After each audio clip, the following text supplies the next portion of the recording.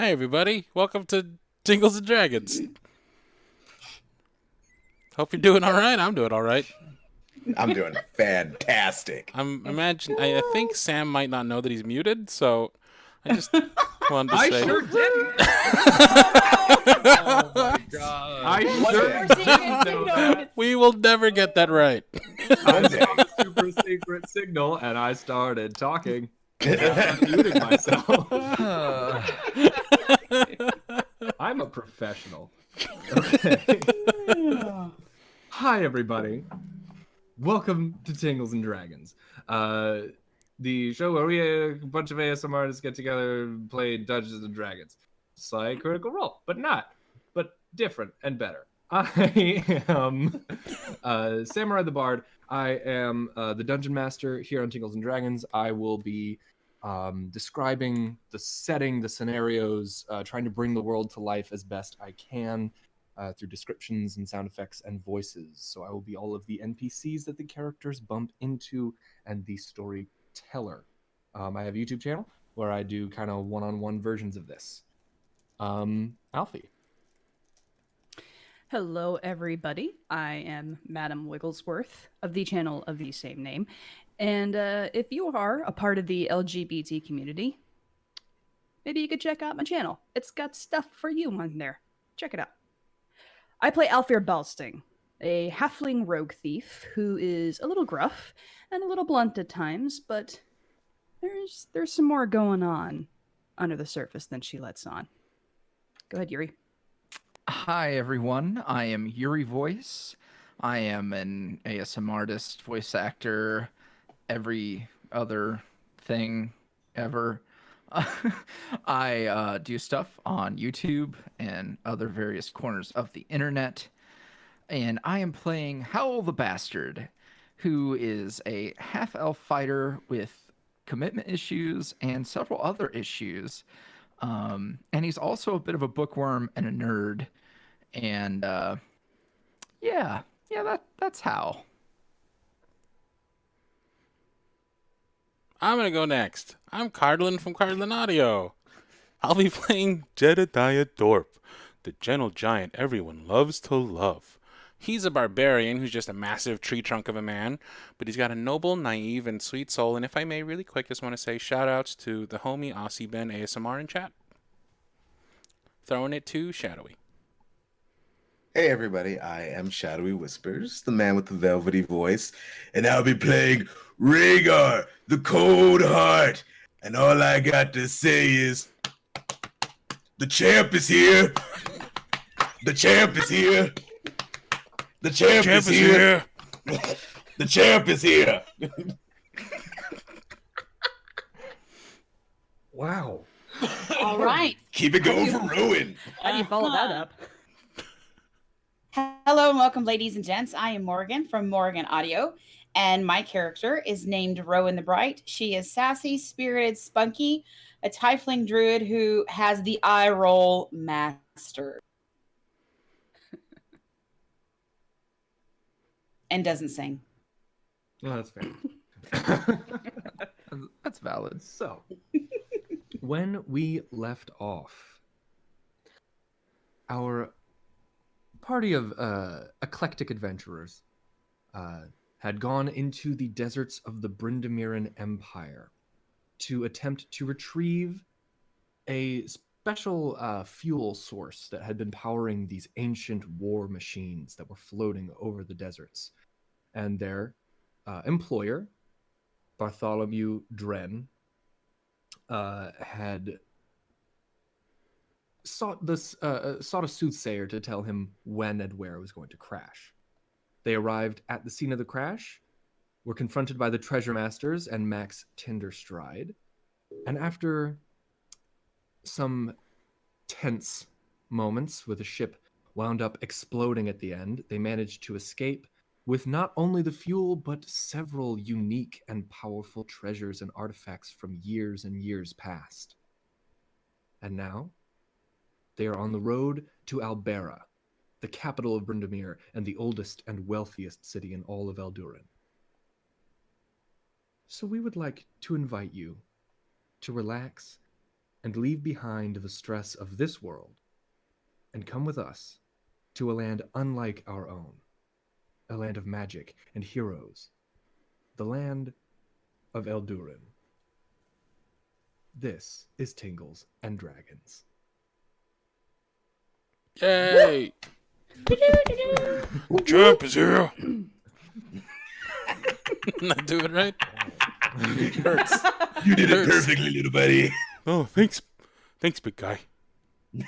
So, you've been on the road for several days, out in the deserts, and each night, having gained the trust of Mr. Dren, you get to sleep in a room with a bed and a bath, as the aptly named Alexa, the cart that you are traveling in, will turn into a large house, almost a hotel that you can stay in each night. Over the course of these several days, very little happens. You are on well-regulated roads without monsters or dangers, much to be found anyway. And as you approach, the days are hot and long and boring. Is there anything that you guys would like to do over the course of these several days? Now is the time to do it before you arrive. Jed will probably be spending the days messing with the shards of his new hammer, just kind of pretend like daydreaming about what it would be like when it's all put together, and messing with the handle and stuff, and just kind of fiddling with it. Really excited to get it put together. All right. You do notice that it is very, very heavy. Ooh. I was wondering, functionally, the gauntlets already currently work, right? The gauntlets...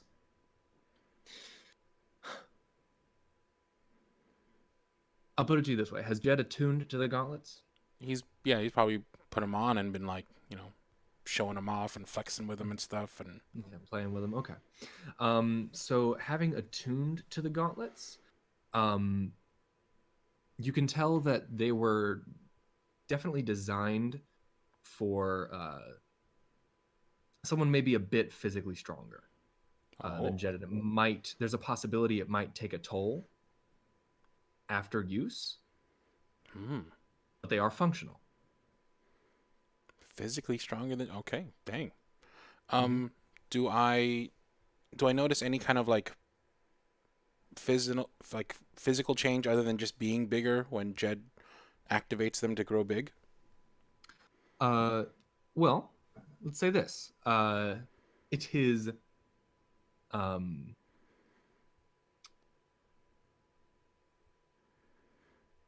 well, we'll say this. On one of the evenings when you guys were traveling, kind of a little bit later in the evening, if you want to give your gauntlets a try for the first time, you most certainly can, as you all are sitting around a fire, just cooking your dinner and relaxing. And you may give them a try on this evening. Okay. We'll see what happens. So Jed's probably sitting there around the campfire as we're settling in for the night, and he's been fiddling with the gauntlets all day, just kind of like wearing them around, kind of looking at them from all the different angles. And I'm like, you know, I think if I just, I don't know, something like I think if I just, and he focuses really hard, and he answers the call of the gauntlet, or he triggers the thing that the gauntlet is saying that he can trigger, maybe. Sure. Jed, you do get the distinct sense, and you see the scuff marks on the knuckles of the gauntlet, and you just get the sense maybe pounding them together.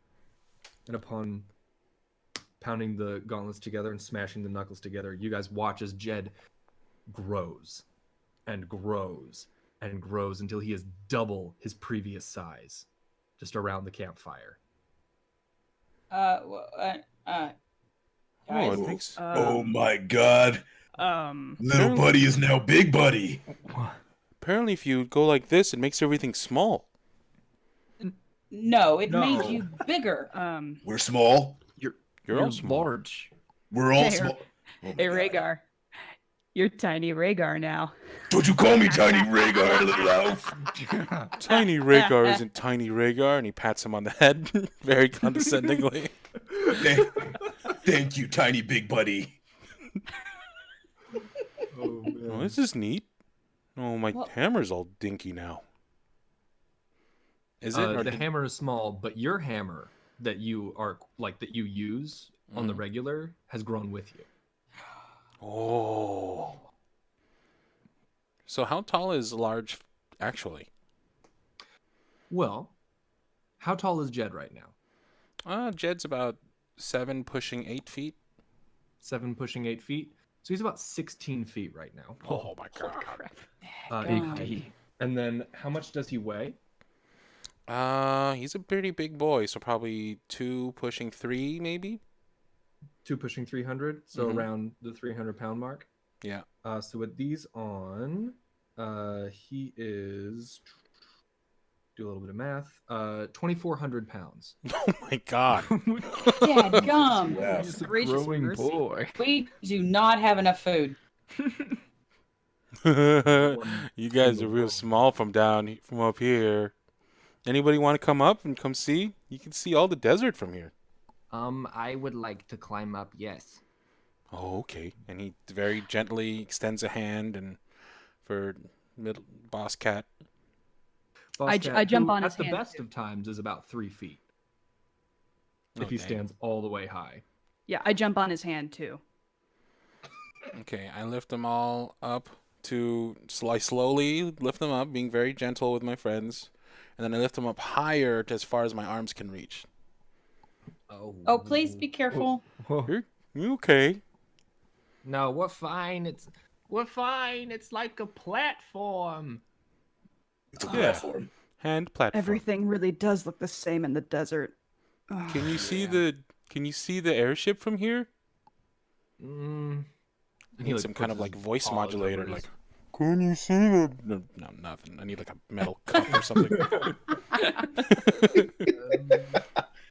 It doesn't look like it, no. I can still see the smoke, though, coming from it.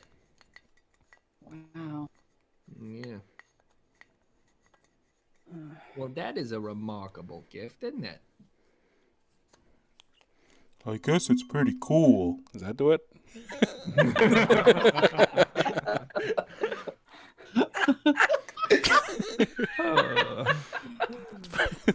I'll get a better effect next time.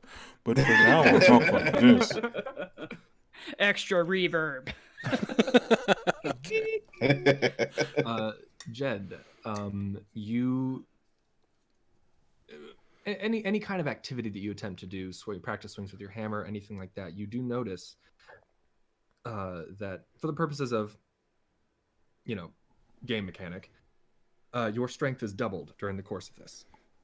Oh my lord! Holy cow. It is, yes, these are legendary items that you had no business having.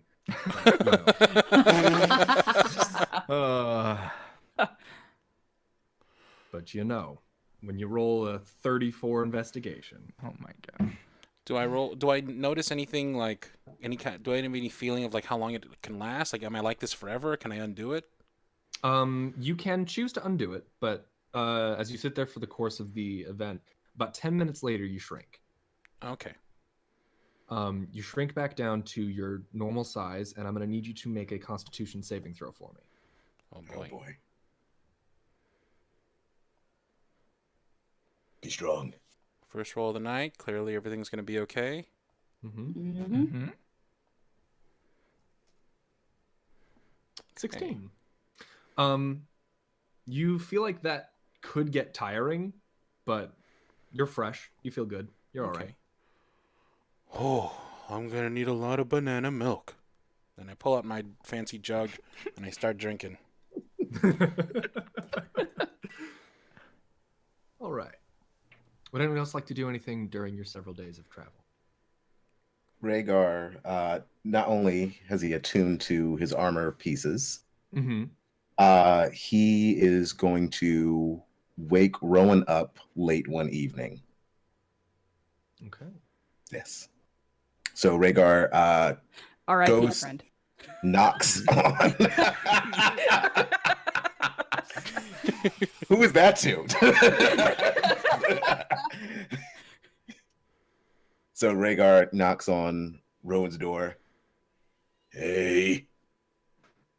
Hey. She goes over and opens it. What? I need your help. With what? I don't want to talk about it out here, okay? Do you want to come into my room? I mean, I'd rather not, but I think it'd be the safest bet. All right, come in. She closes the door, turns and looks at him. All right, what do you need my help with? All right, I kind of need a favor, and I need you to not make a big deal out of this, okay? Okay. You have to promise. You have to give me a pinky promise. You can't tell anyone, especially Little Alf. Okay. Pinky. Yeah. I stick my pinky out. Fine. Pinky promise. I need you to write a letter for me. A letter? Yeah, I need to write a letter to my mom, okay? Aw. Okay. Why do you need me to write it? Look, okay, I'm not like the best writer, all right? I'm a much better like fighting guy, all right? I'm a much better champion than I am a writer. Would you breathe? Come on. Look, you Yes, have I good will- handwriting, all right? So I just figured, you'd be good at this and you'd be able to handle it and you wouldn't make fun of me, all right? But if this was a mistake, then I can go. Okay, would you? Oh my God, stop, Raegar. You always walk in here with this assumption. Jeez. Yes, I will help you. Do you have pen, paper, ink, anything? Yeah, and I reach into my pocket and pull out like a very crinkled couple of pieces of paper and a writing utensil. Is this good? Yeah, it's fine. Right. Why don't you just come over and sit at the table here, and I'll write down what you want me to put to your mom. So I go over, I rub the paper and try to smooth it out as best I can. Okay, yeah, it's been in his pocket for a while. Raegar, I tell you what, What? let me tear out some pages from my drawing book. These look like they've seen better days, and it'll be easier for me to write on smoother paper. I mean, whatever you choose, it's fine. Okay. So I go over, I tear out a couple of pages from my sketchbook, and I sit back down. All right. What do you want me to say for you? All right. Dear Ma, it's me, Raegar, your son. The best son. Like so good, like I am the ultimate child, all right? And I just kind of look up at him. You said you weren't gonna make a big deal out of this, okay? I'm not, but you're sure you want me to write all of that down? Of course, it's the truth, all right? You don't know my siblings, all right? They're nice people, all right? They're good, but they're not as good as me, all right? Oh, okay. Thank you. So, I just wanted to send you a letter to just say I miss you a lot, and I'm being safe, and I know I haven't talked to you in a very long time, but I really miss you and everybody. But I'm becoming such a good champion. Like I told you when I left, I told you that I was gonna be the greatest champion of all time, and everybody was gonna know like my name, and you were gonna be so proud of me, and everybody else too. Everyone in the family is gonna be proud of me, because I understand way back when people weren't proud of me, but but you were. So I want to make sure that you know that I'm thinking about you and that I'm getting so big and so strong and I'm such a badass. Like I have so many friends here and most of them are fun. Like Alf is my bestest friend in the world. And at Tiny Jed, I'm pretty much like his idol. Like I pretty much like have trained this guy, and now he turned big, and I'm pretty sure it's because of me. So there's that, and I'm also looking out for this little guy who seems a little scared, but I'm being a good person like you want. And then there's, and he kind of looks at Rowan. Look, I'm about to talk about you, so like, don't look at me, okay? Okay. There's this tiefling named Rowan who was very much a douche, but now she's all right, I guess. So I don't want to say too much because she's writing, but just so you know, that happened. And yeah, so we're about to go to a city, and I'm pretty sure I'm gonna be like the champion of the city, so don't be surprised if you start hearing like, even more stuff about how badass I am. But I love you, and I miss you, and I can't wait to see you again. Love? No. With all my heart. No. From your son, the ultimate champion, Raegar, the Koldhart. I can sign my name. Okay. All right. So Rowan puts the 7 pages together and slides the last one over with the ink pen and hands it to Raegar. And when he takes it, she goes to working out the stiffness in her hand from all of the words that were used. And I very slowly write out my name. And then I quickly grab the paper, put it away. And I look at Rowan. Thanks. You're welcome. So do you draw a lot? I do. Passes the time. I guess it's cool, I guess. Whatever. I gotta go. And Raegar awkwardly walks out of this room. Okay. Rowan kind of sits in her chair and looks around and says to the empty room, "What the hell was that?" And goes back about her business. Okay. Alrighty. Um, I was about to say before- Alfie and Howell. Anything else you guys would like to do? Sorry, Alfie.exe has stopped working. I'm so warm and soft right now. I actually want to fiddle with the with the little sphere puzzle thing that I found in my bag of candy. I just kind of want to open it up again and just sort of look at the light and observe it, and maybe even step outside and see if there's anything kind of responding to it, or try and kind of figure out if I can what the light means, if anything. Okay. Make a perception check and make just a general intelligence check. Alrighty. Reverse that order, by the way. Intelligence check first, and then I'll tell you something, and then perception check. Okay.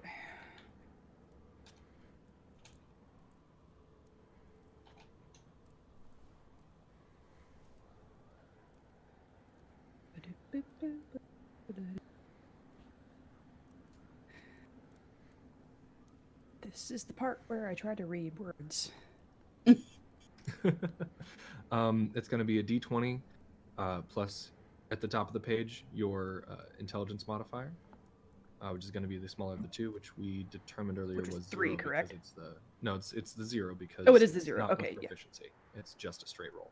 So it's a straight d20. Mhm. Oh, so I should just be able to enter d20 and do it, yeah? Mhm. Yee. 5. Looking over the orb, you get it open to where it was before. It's just a blinking light. Just infuriating, and the harder you think about it, the more elusive the answer seems to be. You step outside with the blinking light. Make a perception check for me. Okay.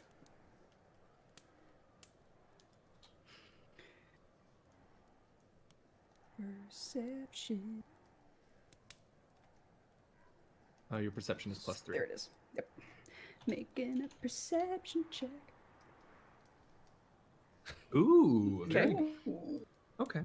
You stand outside for a solid minute, looking around with this flashing light. And then over one of the dunes, because, you know, the desert is flat and you can see for a long, long way. At a far dune, far, far away, you think you see a light start blinking and then quickly go out.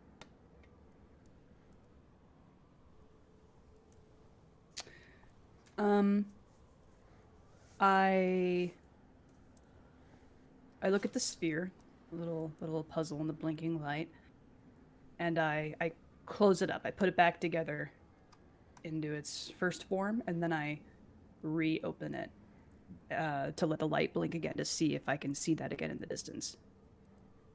Nothing happens. No reaction. Oof, that makes me uneasy. I kind of frown at the object. I put it back together. And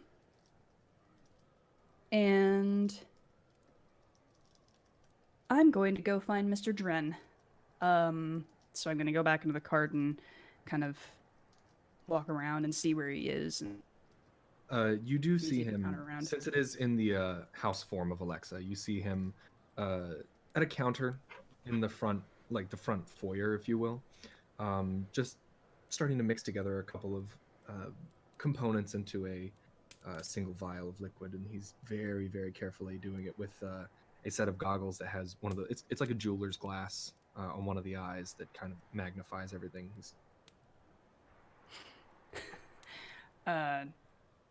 So seeing how slowly and carefully he's doing this, I step up to him from straight ahead if I can, so that maybe in his peripheral he can see me there, but I don't say anything. I wait for him to finish this slow and cautious thing that he's doing. I don't necessarily recognize it very well, but I wait for him to be finished. A single drop of a bright green liquid falls into his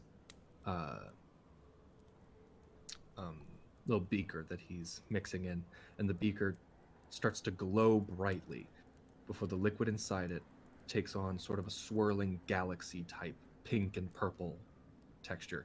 He removes the goggles and sees you and goes like, "Ah!" You are very sneaky. Then I point at the little colors and the whatnot, and I sort of turn my finger into a circle, and I go, what's that? Oh, this. Well, you see, this is an experiment. I've created a substance using the fuel that you got me. The substance is supposed to link together potions so that you can have potions that have multiple effects without the volatility of drinking a lot of them. Because if you drink more than one, then sometimes they'll mix together and nasty things will start happening to you. I knew a guy one time who drank some and went the rest of his life with an ox butt for a head. It was very, very bad. Alfyur blinks and tries not to think about what they drank earlier to get up the side of the ship that had collapsed. Potion work is very delicate. And kind of shakes her head at the thought and goes, well, I know you hired us to do work, but seeing what you have around here, and I sort of gesture to everything to where we are, I figure you might know a thing or two about something that I got, not from the ship, but then I hold up the sphere and I said, this was in a bag of candy I won. And then A bag of candy? And then I twist it and do all the little things I need to do to pop it open. And I hold it out to him so he can see the blinking light. Have you... I don't know much about technology. I keep to myself, and I keep to easier places.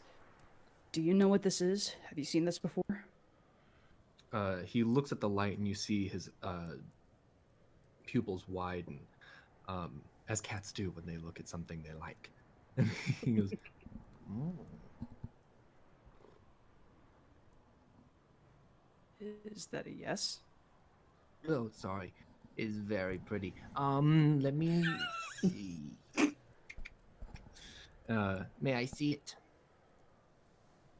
I hand it over to him. He takes it in his paws and puts it down on the table, bats at it once, and then goes like, "No, wait, sorry, I'm working." He puts back on his glasses and pulls out a couple of pointed tools and starts slowly pulling it apart and getting at the inner workings. Let me make a check for him. All right.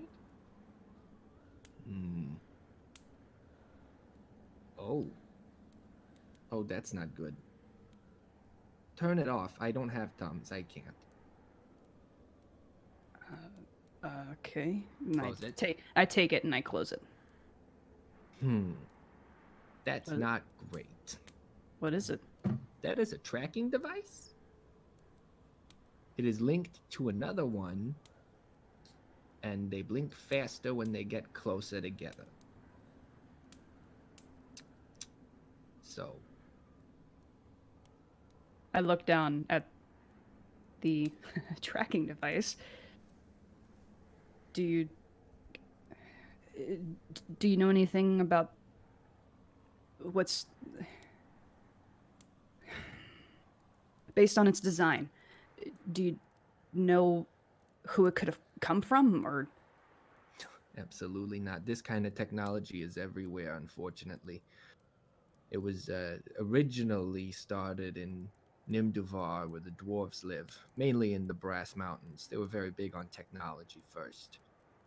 But then it was expanded upon and put into mass production by humans in Narkang, so now it's just everywhere. Cheap quality, but it works. Tracking device. Yeah, if it's open, the other one can work. And then I It's kind of supposed to pause. be- He points at a slot on the side. There's supposed to be a screen attached there that you can see. It's not a screen so much. You know what I mean by a screen? No, probably not. It's like it's a flat, almost like a map made out of interlocking gears that will move and kind of show different terrains. And I look at the sphere, and then I stop. I'm moving it between my fingers, and I'm just observing it, and then I stop. And my face pales. Okay.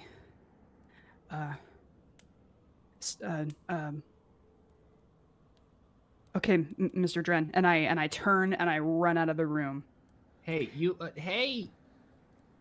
and go straight to Jed. If he is asleep or if he is awake. It's a bit later in the evening since you're able to see the blinking. But you could probably find him in his room, and well, you pounding sounds like this. Oh, I don't knock on the door. I don't do anything. I get in the room by whatever method I possibly can. I open the door. I do it the hard way and get through a window. I I get into the room however I can get into the room. Jed, is your door locked? Probably not. Then it's just open. I burst through the door and run over to his bedside. Jed, wake up. Jed, and I'm like beating my fists on his hand, and like I look around and I grab a stool and I get on the stool and I jump on the bed and I start jumping on him. But Jed, wake up! Jed, get up! Yeah. Jed, Yeah. Jed, look at me. Hey, This look is- at me, Jed. And I get Hi, close Alfie. to his. I get close to his face and I kind of slap his cheeks a little bit. Jed, wake up right now. Yeah. Oh. Look, listen, Oh, you okay? You okay? Jed, Yeah? I need you to get big. I need you to Okay. get big again. Can you do that? I can try. Try and get big again, okay? Come on. I need you to do I need you to do something for me. We need to get outside. Okay. He runs outside. He's fully naked. Okay. Out into the sand. Okay. Oh, Lord. Alfyur has regrets. But she's so distracted by what she has. But she's so distracted that she goes ahead and just runs out there with him anyway. Big Jet. I need you to get big. I need you to get tall. So I take enough time to grab my gauntlets on the way out. Just enough presence of mind to do that, and Jed goes outside and he puts on the gauntlets. That's all he's wearing. And he's like, big for Alfie. Ah! And you just. Bro. To double yours. How dare you make me describe this? Jed increases to double his size. Okay, now what? Oh, dizzy. Get me up there. Okay. I wait for his hand to bring his hand down. He scoops her up into his hand and brings her up to eye level. Now what? Now what? No, I hold up the little sphere to him and I say, put this in your other hand. And I point in the direction where we came from. And I say, and throw it as far as you can that way. As far as I can, Jed. As far as you can. Okay, it's gonna be really, really far. Good. Do it right away. And I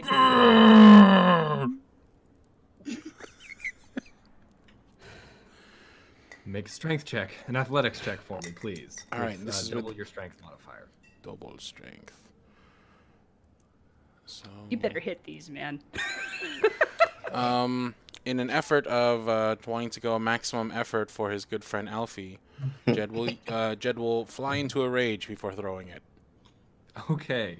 Oh, damn. Then with that, all of you inside the house can now hear the beating of the drums of Jed's ancestors as he rages at double his size outside. What is going on? Hey, shut it!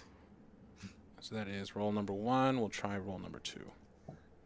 Do keep in mind 13 is your new modifier? Yes. No. Yes. So my base modifier is 8, and then I doubled my strength. That's an additional 5, so 13. Okay. Advantage. Oh my god. Yeah, 18's as good as you're gonna get. Okay. Evidently. Okay. So with an 18, you and throw it as far as you possibly can. It's not as far as you maybe would have liked. It does disappear into the night, never to be seen again. It's very small. But it's like throwing something. It's like throwing a blueberry. It doesn't have enough weight to really get any heft behind it, so you can only do so well. But you throw it as best you can. I did good. Okay. Thank you. That was... And then I... Sense kind of slowly coming back into my mind, I look at him and then realize... Oh, Jed, get small. Jed, put on some pants before you go outside. Okay, Jed, you told me. I don't know. It was just okay. Jeez. just get small. Is Get someone small. naked out okay. there? If Howell was to look out his window, what would he see? This is a 3-story building, Hal. Which story are you on? That's a. I'm gonna go with 2. If you look outside your window, you see Jed's back. Starting. It's not quite a full moon out, but Okay. Hal stares for like 5 seconds and then slowly closes his blinds. I'll be in my bunk.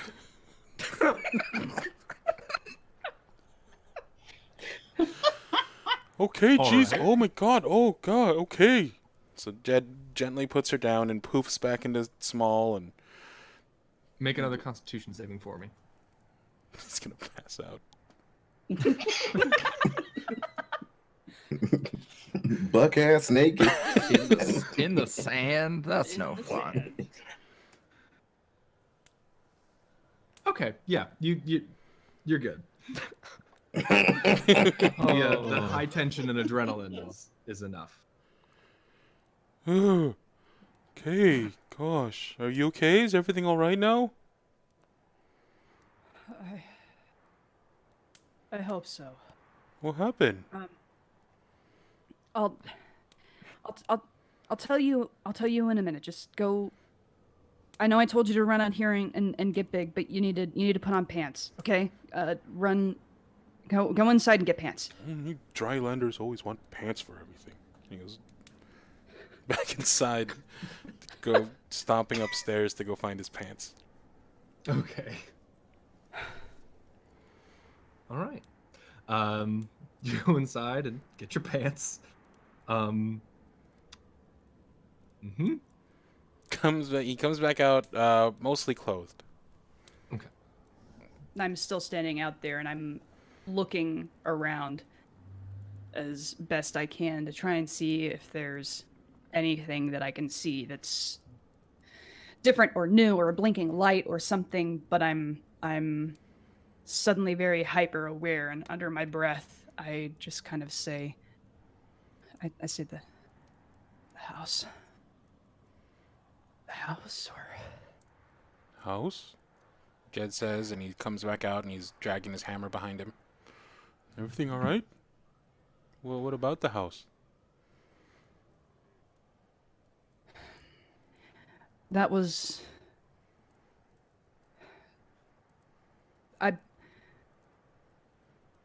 I don't think it was anything very good. I do you remember the bags of candy that I won? Yeah. How could I forget? I found that thing in there, and Oh, I don't know what it was, but I don't think it was good. I didn't And even I'm- get a good look at it. I just And I'm still looking like wide-eyed around the area, and I'm like turning all the way around and looking anywhere I possibly can for a sign of anything. Make a perception check.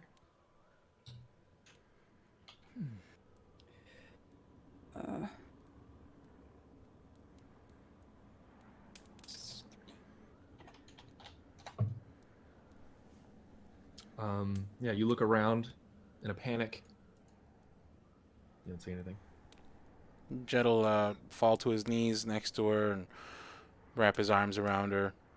Hey, it's okay. It's okay. It's super far away now. It's not going anywhere. It can't bother us no more. And even if it does, look, I got my hammer with me, so we can just smash it if it comes back. You okay? You're okay. Yeah. Yeah, I guess so. I'm like half listening to him. I'm still kind of looking around and not panic. I'm trying to calm down, but I'm doing it more so for Jed's sake than I am actually being calm. And I turn to him and I sigh. Okay. Thanks, big guy. You can go back to bed.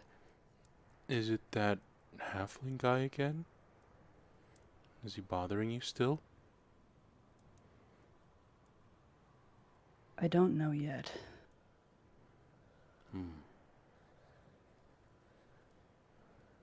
Well, Uh, g- g- I'm gonna go back to sleep. But remember, you're very brave. Probably second bravest person in the group.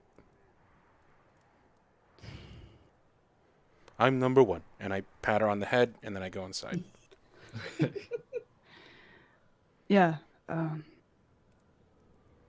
Sleep well, Jed. And I stay out there for a little while longer, looking around, before I finally turn and go back into my room. Okay. How? Hi. Hey. Hello. What an exciting night. That was Yeah. wonderful. What would you I'm like to going- be doing? I'm going to assume not on this night. Hal wants to speak with Jed. Okay. And maybe, I don't know if we were going to do a divvying up of the gold and such that we found. But if that's the case, he wants to get a hold of Jed before that. Okay. So we'll do this and then that. Perfect. Okay. All right. So whether it doesn't really matter to Hal whether it's in a room or if they've stopped and it's out in the desert or wherever. He's just waiting for a moment where he can speak with Jed at relative distance from the rest of the party. Okay. That would most likely be once you guys have settled for the evening and Alexa is in her house form. Okay. All right. So assuming Jed is in his room, Mm-hmm. Hal goes and knocks on Jed's door. It's open. You can just come on in. Hal enters, shuts the door behind him. Oh, hey, and- buddy. Hey, Jed. Do you have a moment? Yeah. And Jed will be sitting in bed, shirt off. Probably, is it nighttime? Getting ready for sleep? Yeah. All right. Yeah. Then probably shirt off, necklace fully bare on his chest with the ring and everything. And he'll just be sitting there, yeah. And he'll pat the bed next to him, or he'll point at a chair. Wherever you want. All right. Hal grabs a chair and kind of pulls it over to the bed next to him and kind of Mhm. straddles it, sits on it backwards. You need Mhm. something With his lifted or arms. something, Howie? No, nothing like that. I guess first off, I wanted to say thanks for what happened in the ship when I was freaking out a little bit. Oh. Yeah, it's okay. No, I get it. Well, here's the thing. I don't think anyone gets it. And the thing is, I think before we get to the city, I would like you to understand me a little better. I would love that, Howie.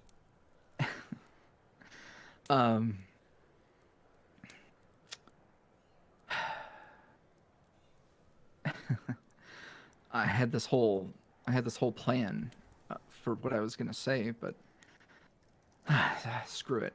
You remind me a lot of someone I used to know, someone who was brave and a good leader, and who cared a lot about his friends. Oh. And I don't know how to say it, but it's nice, but it also kills me because that friend is gone, and it's my fault. What happened, Howie? It's a lot to talk about, but I got a lot of time. yeah. I know, this desert, this trip, it's a lot. So sure, okay.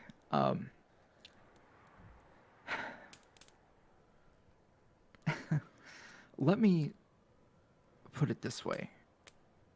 For you, I get the feeling that family, your ancestors, all of that is very important to you. Would I be right? Absolutely. Yeah, I can tell. I don't have that. I've never had that. I don't have family. I don't know who my father is, essentially. And my mother is gone as well. So when I was younger, I made friends. I made really good friends. I did most of my growing up in an orphanage.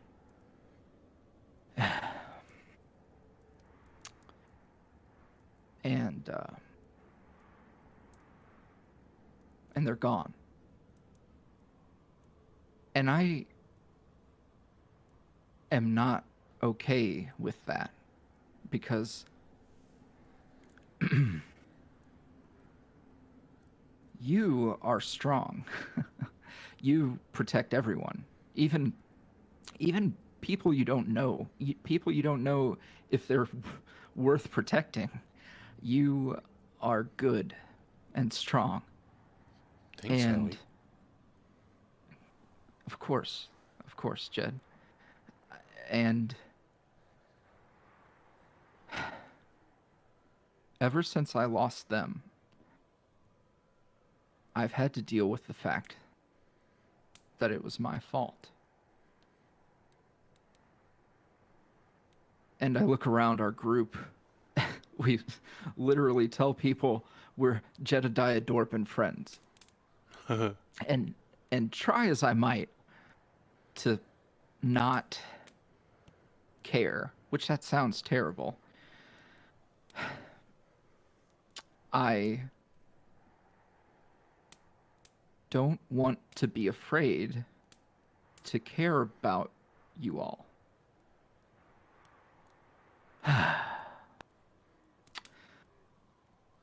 So,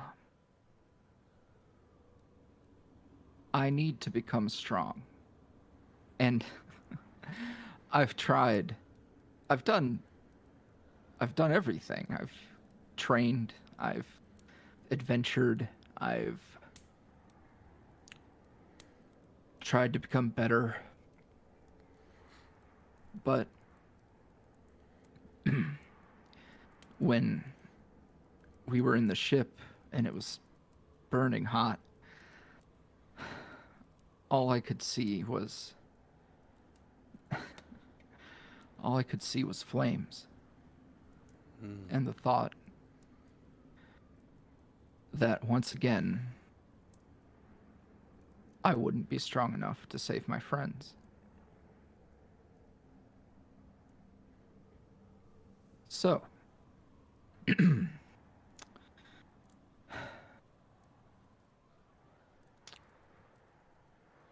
making sure that that never happens again is the most important thing to me that I think I will ever feel or desire.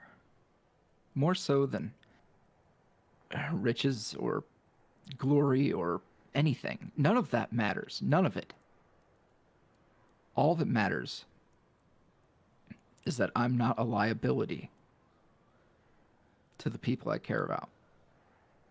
I don't think you're like. I know you don't, Jed. I know you don't. But this city the people in it, people we might meet, there's no guarantee that what happened before won't happen again. And what I need is some insurance. Something to fall back on. And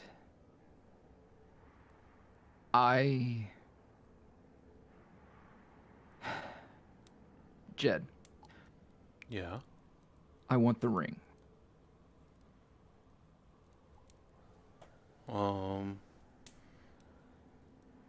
What's that gonna do?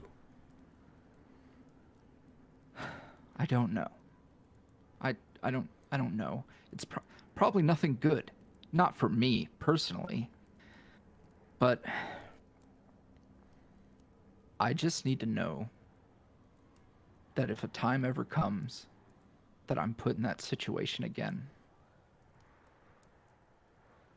I'll make it right. And I know that if something bad happens to me, that you and the others can handle it.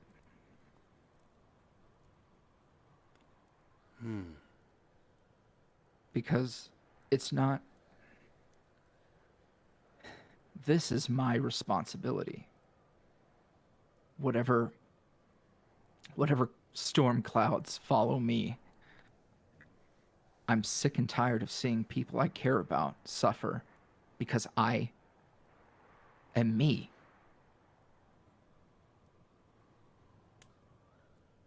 So, I know you value honesty, even when we were dealing with that halfling, when we made a deal with someone who we didn't know and we couldn't trust. You wanted us to be honest. And I would rather tell you all of this than, I don't know, rather than lie about it, rather than keep it a secret. Howie? And if... Yeah. You told me a story. Can I tell you a story? Of course. I love stories. Do you know the word bondat? No, I don't. What about tabachoy? Do you know that word? I don't. Okay. On the islands, it means chubby, like pork belly. When I was a kid, I was a little spoiled, and I was becoming a bit of a bondat. And I was becoming a real pork belly. My addiction was banana milk. Oh. My dad told me that I can have all the banana milk I want, but not as mayor. Mayors had to be strong. They had to be loyal and active and fit and big tall, but not big round. So he locked me in a hut with all the bananas and all the milk and all the sugar on the island for a whole weekend. And he told me it was up to me. Am I going to be a mayor or am I going to be a bondat? You know, I didn't drink any banana milk that weekend. I haven't had any banana milk since I got this fancy jug thing. So, what I'm saying is, and he reaches up to take off the necklace. And he takes the ring part and he clasps it in Howell's hand, and clasps his big old, huge old ham hock hands around Howell's. You have all the bananas and all the milk and all the sugar right there in your hands. But to be a hero, and you are a hero, you don't need the ring at all. But I think you should have it as a reminder that you don't need it. Because you're going to keep us safe, and you're not going to let us down, and you're going to be just as strong as you need to be without this. And he lets go and gives him the ring. Thank you, Jet. Thank you for trusting me. Maybe won't don't let you down. don't tell anybody else just yet. I don't think they'd understand. I don't think so either. They don't know what bondats are either. I don't think they do. Thank you. Thank you for listening. I don't like talking about all of that. And there's more, but it's just sad. Well, one day when you're ready, you can tell me the rest. That sounds good. Thank you, Jed. Hal stands up, puts his chair back. Thanks. And Hal leaves. Okay. DM, Yes. I would like to be walking down the hall and see Hal leave Jed's room.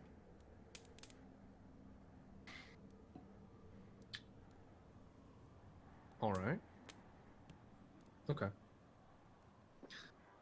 Make an insight check for me. Okay.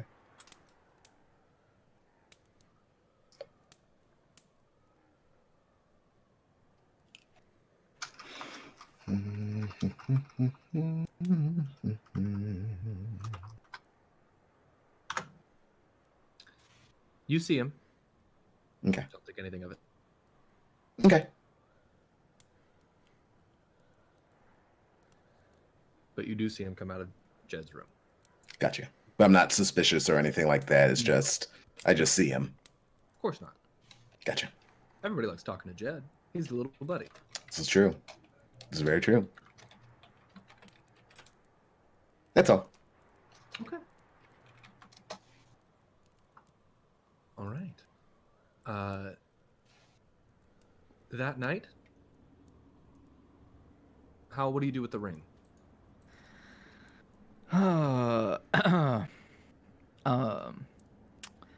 Let's see. I don't think he wears it on his neck. I think he keeps it with his book and with the fortune teller's card in his pack. Okay. All right. That night, you sleep very well. Or as well as you usually do.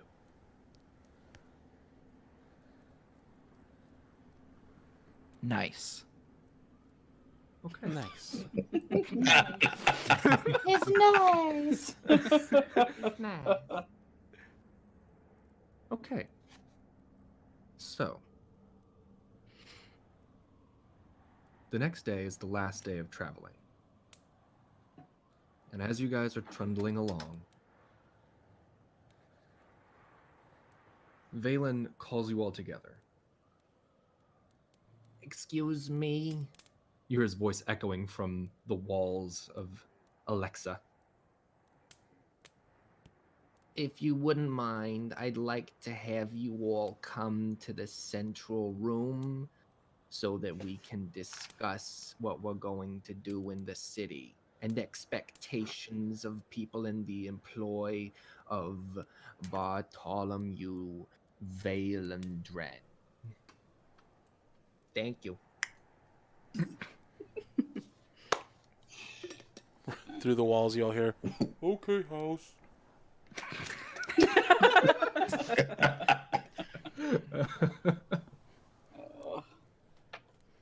Okay. All right. So do you Raegar. all Head I was down gonna say the hall. Raegar makes his way downstairs. Okay. Rowan follows behind with her sketchbook. Alrighty. Raegar notices said sketchbook. Drawing again? Mm-hmm. Anything cool? Like badass? Like a dragon? Or like 10 dragon? No. Oh. Alright. She kind of looks at him funny. I'm actually working on pictures of our group. Can I see? You actually want to see? I mean, if you want. I mean, it's fine if you don't. Okay, don't make a big deal out of this. Okay. I'm not. You are. Can I just see it? Okay. So I look at him funny again, and I open up the book, and I show him the picture of Alfie. You perfectly captured her tiny. That's definitely Tiny Elf. Look how tiny she is. You gotta put the spider legs. Gotta put the spider legs on Tiny Elf. Yeah, I guess maybe I do need to do one of those. Yeah, that'd be cool. That'd make it badass. See you are dry. Can I see me? Yeah. So I flip a couple of pages over, and it's him sitting by the water the night that we were at the Oasis. Oh. And he kind of like just tosses his hair a little bit. Yeah, you know, I don't think sure that much. Huh? I just, you know, it's just, I don't know, bad memories is all. And then Raegar kind of looks at his slightly shriveled finger. Oh. Well, it was just one of the times that I had seen you actually peaceful, in a sense. Not jumping up and down, making a spectacle. Well, I like making spectacles. I know you do. It's fun. You should try it sometime. I'm really not a spectacle kind of girl. Yeah, that's because you're not cool. But that would make you cool. All right. She reaches over kind of awkwardly and takes the sketchbook away. I guess we better get down there. And then Raegar just continues on. All right. So, you all arrive in your own fashion to the central room as the cart continues to move along. And Dren meets you there, dressed in a fresh suit. This one is pure white with a single red bow tie attached to it, velvet red. He gives you all a slight nod as you enter. Thank you for meeting with me here. I have a few things I'd like to discuss with you. The first thing that I would like to discuss is that we are going to Albera, and you are all in my employ, right? Yeah. Yes. Okay. I mean, I guess. Okay, so here are these. And he reaches into a small bag that he has sitting on the ground next to him, and he pulls out these patches that have a stylized V, B, D embroidered on them with a small beaker behind them, completely empty. Here are these. You can attach these to your clothes magically. Wherever you press them, they'll stick there. And only I can remove them. Or also you, because, you know, they're attached to you. But these Okay. will symbolize that you're with me, and that will hopefully keep people from trying to swindle you, as often happens in this city. Well, if someone's gonna swindle me, I'm gonna swindle them back right in the mouth. I keep forgetting how limited your vocabulary is. They may try and cheat you out of money. No, you don't cheat, okay? You don't cheat in the ring, all They right? may try and make you pay more than you should. Well, then I'm gonna beat them up. All right, because that's not right. That's the second thing I want to talk about. There aren't weapons allowed in the city. Like, if you draw a weapon, if blade meets air, then the Albaran military will bear down on you like the unholy jaws of the death god Korgath. So, probably don't do that. Like, what about fists? Like, can flesh meet flesh? Probably shouldn't. Basically, don't do anything to make anyone call the guards on you, because the guards in this city are not like the guards anywhere else. They're specially trained military operatives. They're very, very strong. And I probably can't get you out of it. So Hey, Raegar, just chill this time, okay? Best behavior. I'm chill all the time, guys. I don't know what you're talking about. I am like the literal definition of chill. All right, So can I plus get it's hard to be somebody- chill. Okay. Can I get somebody to be with him at all times, please? Howell looks at Alfie. Alfyur is distracted, looking outside, glancing outside, looking down at the patch. Distracted and maybe just a slight bit agitated. So when Howell looks at her, she doesn't exactly notice it at the moment. On second thought, Howell looks at Rowan. And Rowan, realizing that she truly is the mother of the group, looks at Dren and says, I will do my best. Do I need to also send Mitty with you? Because I can. It might be helpful, yes. Okay, I will also send Mitty with you. Thank you. The next thing that I would like to discuss. We are going to the wealthiest city in the world, which means everything is going to be very expensive. So this is the best place to sell anything that you collected and get it appraised and all that kind of stuff. However, I would split up your money now. And this city does not have a particularly high crime rate, so you should be safe from pickpockets in general, but I would not flash around how much money you have because they will charge you more than you should be charged. There are no prices on anything. You have to ask about price on everything, and that is on purpose. They just Good. make it up as they go? No, they know what everything costs. In order to sell things here is very, very expensive. I had to pay a very large sum of money to be able to enter the city and sell my goods. So I know what everything costs. Okay. The They know more Mitty talks about expenses, the more Alfyur grits her jaw.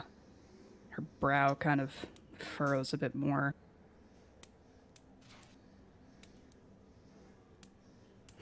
Fine. And I reach into my pockets and take out the few gold coins that I had anyway. Put one in it, one back on my person, and I just set the other coins wherever. Right. So you can do that on your own time to separate the money and all of that. But I did have two other things I wanted to discuss with you. 3 actually. Never mind. 3. Here, as we approach, the first thing that you're gonna see is a statue of Lorelast, the continent puller. It's enormous. It is the largest standing structure in Alduran, I believe. Because I think it's life-size to what he used to look like. Anyway, as we approach, you'll be able to see it first. And you'll always be able to see it no matter where you are in the city. So I suggest that's our meeting point if something goes wrong or if we split up. Okay. All right. I'm sorry, what? There's a Big really, statue. really big statue of a guy from history. His name was Lorelast the Continent. Do you not know who that is? Wait, do any of you? Who? I'm not familiar. I mean, Yeah, Howell and Rowan and quite possibly Alfie. You guys can roll history checks. Quite possibly. Quite possibly. Jed and I are holding it down. Keeping it More real. things to worry about, honestly. Okay, so Howell and Rowan, you have both heard of Lorelast. Lorelast is an ancient legendary figure. Supposedly, a long time ago, the continents were one single unit, and Lorelast, who was known as the father of all giants, and a wielder of one of the 7 legendary swords, was tricked by the Sultan of the Jinn into chaining himself to one end of the continent and literally pulling it across the ocean into its current position.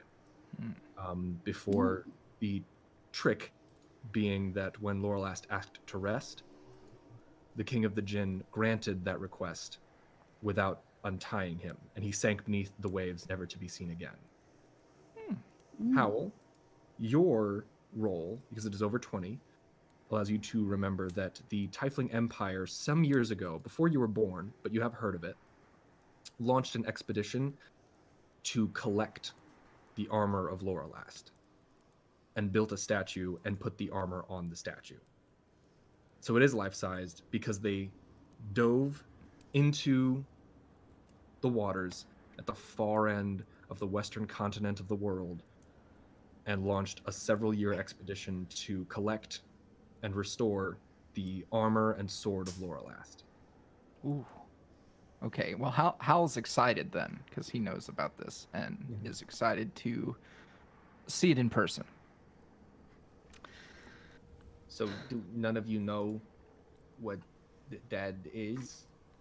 Oh, I know, but Hal like glances around because he feels like he's the fucking annoying kid in class. No, I've heard of him as well. Okay, very good. Then you can fill the others in if they want to know, because I don't want to waste my time. And then the next thing that I wanted to address, I recall you, and he points at Howell, were interested in history and legends and stuff like that from back before we got into the ship when I first showed you the holographic image. Yes. Okay, well, this is the place. This is the city where the Elisar Fadan Commemorative Library, or Memorial, I suppose, Memorial Library is located. That is, it's ridiculous.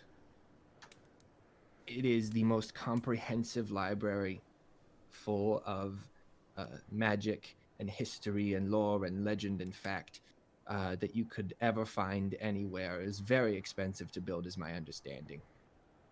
Lorelast's statue is in the courtyard. So if you want to get in, I will pay for you to get in because I like people learning about history.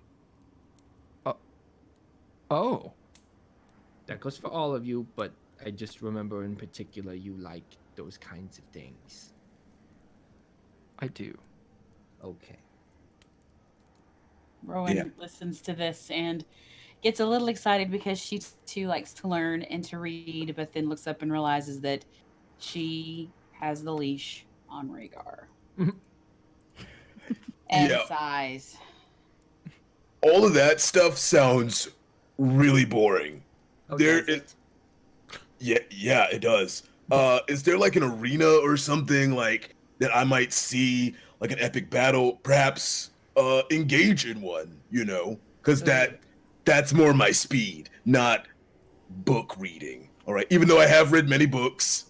Have you ever been inside the Brindamiran kingdom proper, not the Empire, because we're all part of the Empire, but have you been inside the kingdom before? No. Okay, are you religious in any way? No. Okay, well, so there are 7 churches. There's one called the Church of War, and in the Church of War they have the Proving Grounds. So you can go there if you want to fight paladins and clerics who are very strong. And then also there's the Brotherhood of the Hand and Foot, which they have a monastery kind of closer to the palace proper, and you can go there and fight them too, but they don't use weapons. Oh, I like this. So wait a minute. So Brotherhood, Hand and Foot, Mm-hmm. and then Church of War. The Church of War, yeah. That is exactly. Oh, Mr. Dren, you are now speaking my language. Rowan rolls her eyes and huffs.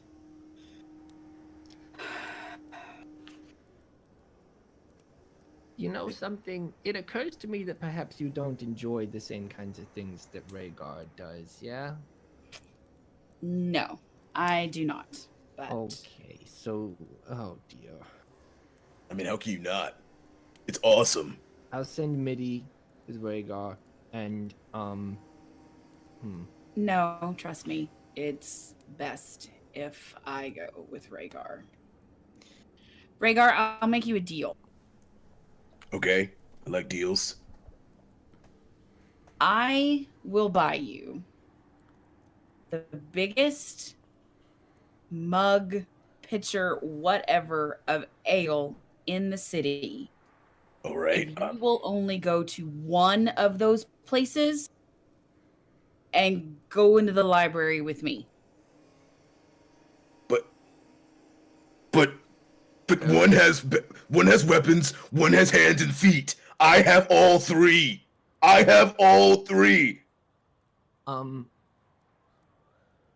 Green one. Yes. I'd also like to point out, that the library is also a museum filled with historical weapons and armor, if that's what you are interested in. Sold. We're going. He's a Rowan much better negotiator. Rowan looks at Bartholomew and just mouths, "Thank you." He just gives one of those weird cat winks that you're not quite sure if it was intentional or not. Oh man. Oh. Yay. Jed raises his hand. Yeah. Two things, he says as he's patting the patch right into the center of his chest, Superman style. Where can I go to get my hammer thing fixed? And how do I know if I'm being swindled? Well, to get your hammer fixed, I looked at your hammer. It is a very powerful hammer, right? Yeah.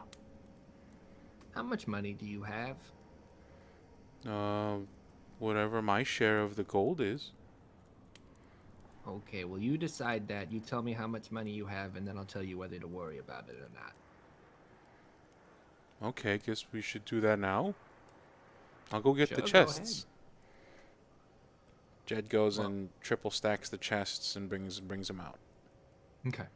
Bartholomew goes, Well, I'm gonna, go back to sleeping. Mitty will let you know when you can see Laura Last's head. That'll mean we're about 2 hours out. Thank you. Do we have to stay in the city? I mean, I would advise it. I'm not looking at him as I'm asking this. I'm looking down at the patch. Can we stay in here if we want to? Well, sure, you don't have to leave Alexa, but I'm gonna park her in the city.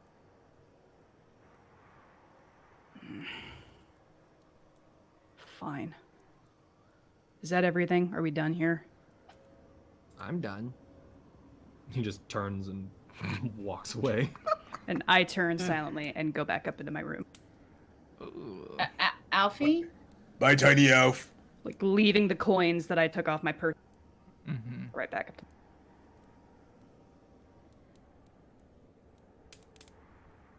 Well, we sure do have a lot of gold. Now Yeah, if Alf these doesn't- bars. And the gems. If Alf doesn't want their gold, I will gladly take it and hold on to it. then we will separate it and we will give it to her and she can make a decision. All right. Can you mention that I will take it, though? No. That's exactly what I'm talking about.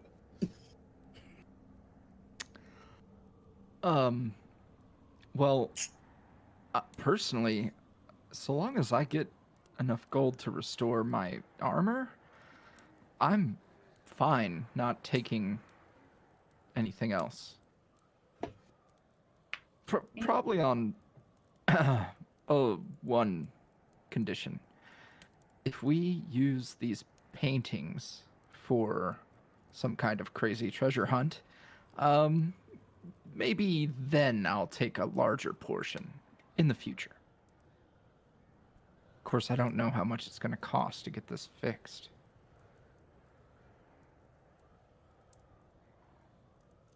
Well, I think the most fair thing to do is to divvy it up between all of us evenly. We were all there. We all did the work. We all put our lives at risk. And so we should do it that way, just to be on the safe side. And we don't have to take all of it into the city. We can leave some of our stuff here. Okay, that's an idea. Because we don't want to haul this entire load of gems and silver at once. That's why are we're gonna be here for several days, correct? Yeah. Why don't we divide up the gold and like Jed can check and see how much his stuff is gonna cost to get fixed. You can check, and then if it needs more, then you can come back. Then we can divvy out the rest. Just like what Dren said, though. That way nobody gets swindled. Yeah, and with me and Jed going, I'm guessing probably to the same place. If they can fix his hammer, they can probably fix this armor. And you going with Jed would help because maybe you would help him not to get swindled? Yes, swindling is bad. Unless we're doing the swindling. Then it's probably not so bad. But don't let Jed hear you say that. Bartering. It's just standard stuff. Mm-hmm. So can I have my money now? Yes.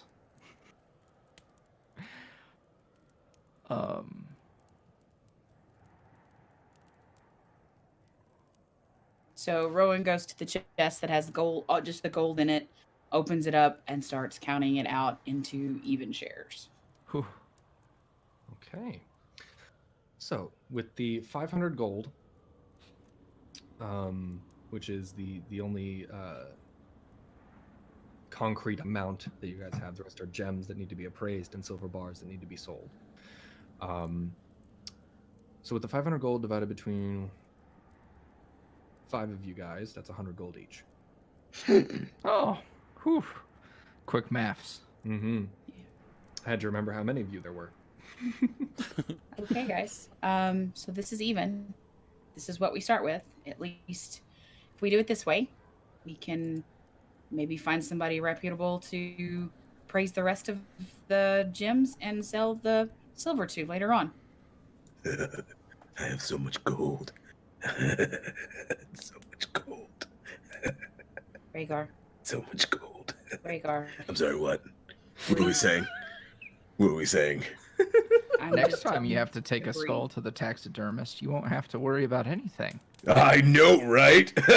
See, Howell gets it. I do. I truly do. So much gold. So we Alright. should probably have somebody who's good at talking and really smart be the one to appraise the jewels in the bars so that we can get a really good price. Yeah, what I'm thinking is, before we all go our separate ways, perhaps when we get everything appraised, whether it's the hammer, or the armor, or the gems and silver, we should go as a group, just so you know, they know that we're big. Oh, What are okay. you talking about? Jed's humongous. What are you talking about? I know. With all of our size put together, we are quite large. You're not that big. I know, but You're kind of small. Raegar, okay. be nice. He's small. What do you want me to do? You want me to Yes, lie? but you don't have to remind him of that. Yeah, He needs well, to be reminded, okay? I'm not. Eat a sandwich, Howell. I keep telling you. Eat. I- You don't do it. So then I gotta eat it.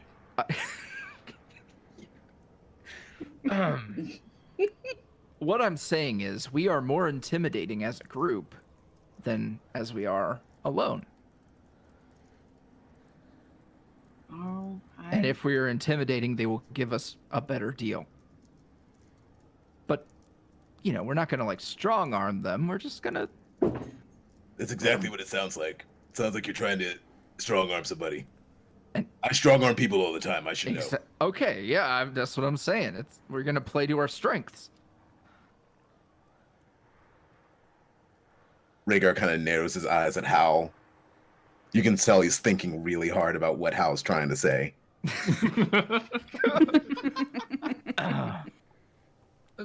Pardon me, back there. Just thought I'd let you know. You can now see Laura Last's head. Ooh. Okay. 2 hours out, so, get ready to enter the city, I suppose. Also, I was told I'm babysitting? Is there a child that I didn't know about? Who had a child? It's not mine. Curious. Mitty, you're Yeah? assisting me in keeping track and control of Raegar. Oh.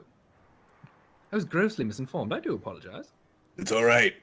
I don't know who said child, but it's definitely not mine. Well, I will keep that in mind. You have no children. Thank you. You're welcome. We pray he never does. Wait, I what would are you agree. saying? I would agree with that, yes. Alright, so, Raegar, are you gonna take Alfie's money up to her? Oh, of course I'm gonna take this money up to her. Do I need to make sure it gets delivered? No, Are you sure? it's fuck. And he just takes the money and goes up. You ask me if I need assistance. I don't need any assistance. Alf's my friend. As Does he need assistance? I didn't hear. I said no, Mitty. oh my god. As Rhaegar's stomping off, Hal looks at Jed. Hey, is Shippy okay? I was actually just gonna ask Mr. Dren about that. Oh, well, he might be asleep, but we better ask him before we get to the city. Okay, well, let's go wake him up.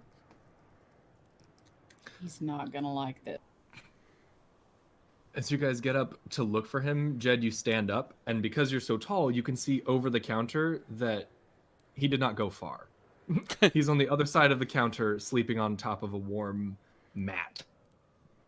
Oh, Jed will try and, without directly calling him, and be like, I wish Mr. Dren was here so I could talk to him. One ear twitches. No reaction. I sure need to talk to Mr. Dren right now. Guess I'm gonna go wake him up. Another ear twitches. Here I go. Stomp, stomp, big extra heavy steps. Waking up Mr. Dren. Wonder where he is.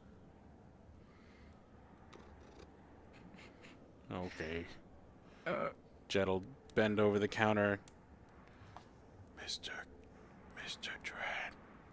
What do you want? I need to ask you about my friend in my pocket. I'm flattered, but I'm not interested.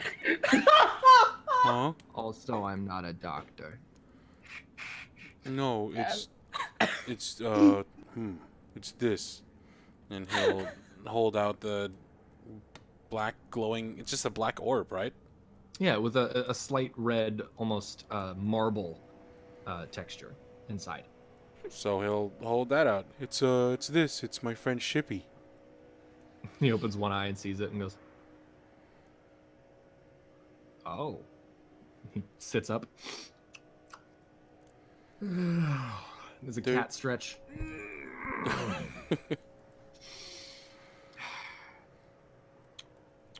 There's a whole person in here, and I was wondering, cause I think MIDI is.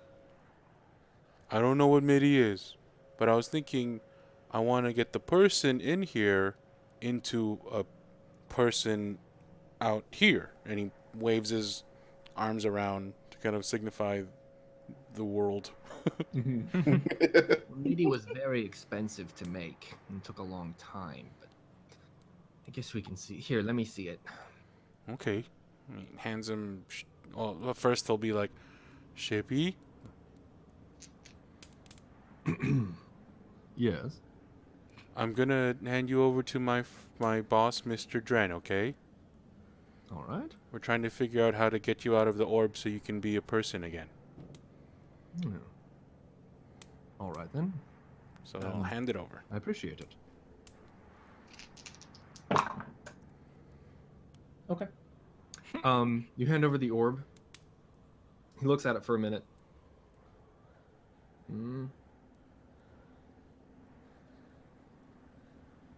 No, I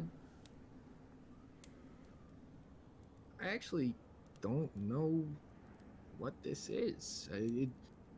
So it's obviously a vessel to contain something, but it's only one. Only There are- one? Yeah, there are 7 of these, I think. 5 or 7. Wait. 5, sorry. There are 5 of these. These orbs? Yes, so, okay, what this is, And he pops down onto the floor, like kind of cross-legged. this is the essence of something very, very special. Now, I'd have to do a little more research, but I know that there are 5 of these in the world somewhere, and we need to collect them all if we want to bring him out. But I think, if I'm not mistaken, which I very well may be, this might be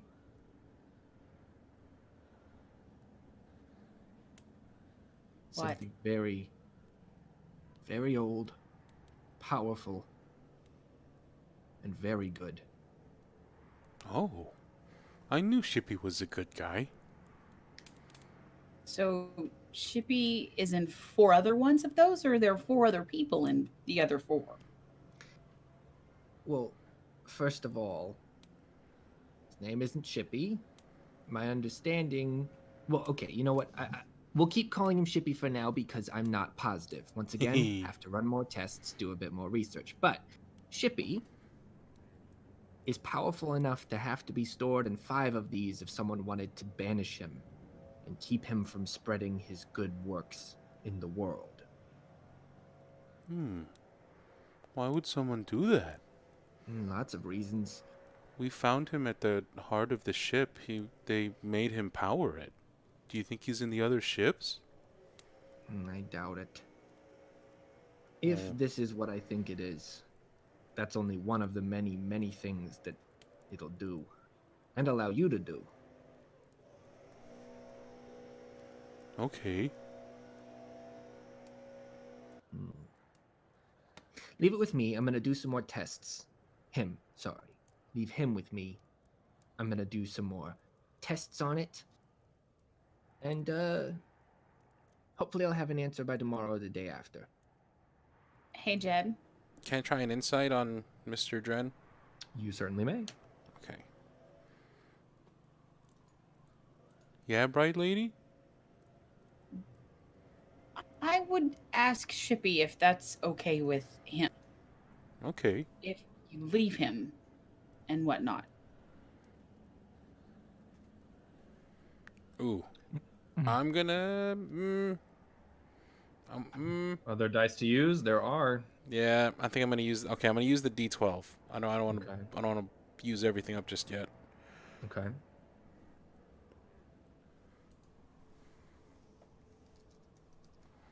Come on, give me that 12. Nope, that's not it. Exclamation point, not slash. 8. 7 and 8. 15. Satisfied with that, or would you like to try to add more? I don't want to add a full 20 to it. I guess a 15's all right. Okay. He has reason enough to believe Mr. Dren as is. Yeah. Dren is hard to read. He's got a cat face. Okay. Well, let me ask him first, because Bright Lady had a good idea. Oh, okay. Sure, here. And he hands the orb back to you. Hey, Shippy. Yes. Is Yes. it okay if I leave you here with my boss while I'm in town, or do you want to stay in my pocket? Oh. Sure. Of course. Yeah, why not? Okay. Hey, he said you're one of 5 really good guy parts, and when we put you together, you're like a super good guy. Well, unfortunately, I don't remember much about my history. Well, Thousands of years of torment will do that to you, but that does feel right. I don't feel whole. okay. Well, I'm gonna leave you with him because he's really smart. And hey, I want to say you're sounding a lot better. You sounded really old and weak, but now you sound like a smart guy. Amazing what several nights of sleep will do. Do you need any food? Like, do you want me to make you a sandwich or? No, thank you. I'm all right. I have different means of sustenance. Being an orb, I can't exactly eat. Okay. Can you reach out to me with your brain talk if you're in trouble or something while I leave you with Mr. Dren? Within a certain distance, yes, but I've not stretched it, so I don't know quite how far it will go. Okay. Well, just let me know. I'm gonna hand you back to my boss now. All right. Have a good time in the city. Oh, thanks, Shippy. Have a good time with Mr. Dren. All right. He hands the ore back over to Valram Dren. Okay, so Varum will take him and be like,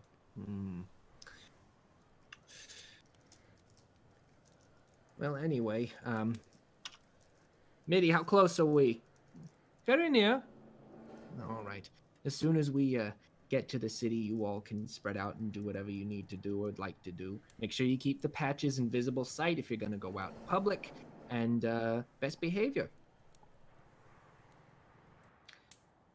I have some tests to do. And he turns and marches back to his sleeping spot.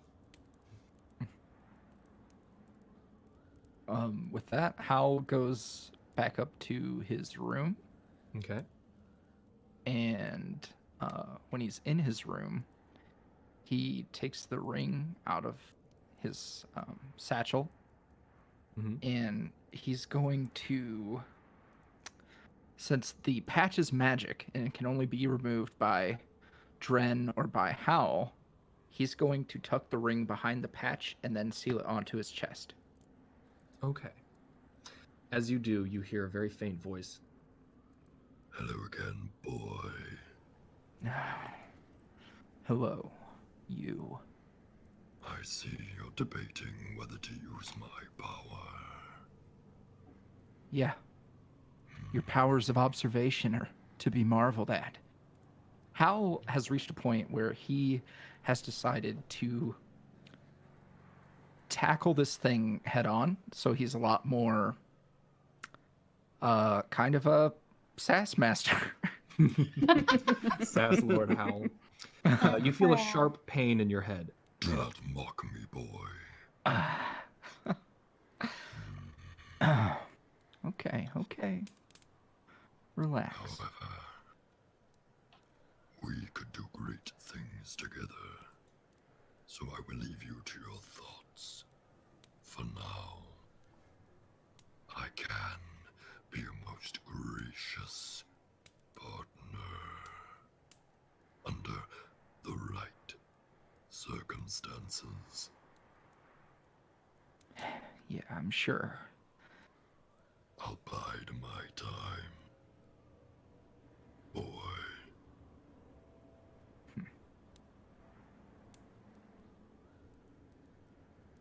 All right. Well, Hal seals his little patch on his chest, and hopefully it's not too noticeable. But I kind of figure with where it's placed, it's not like there's a big ring under it. Yeah.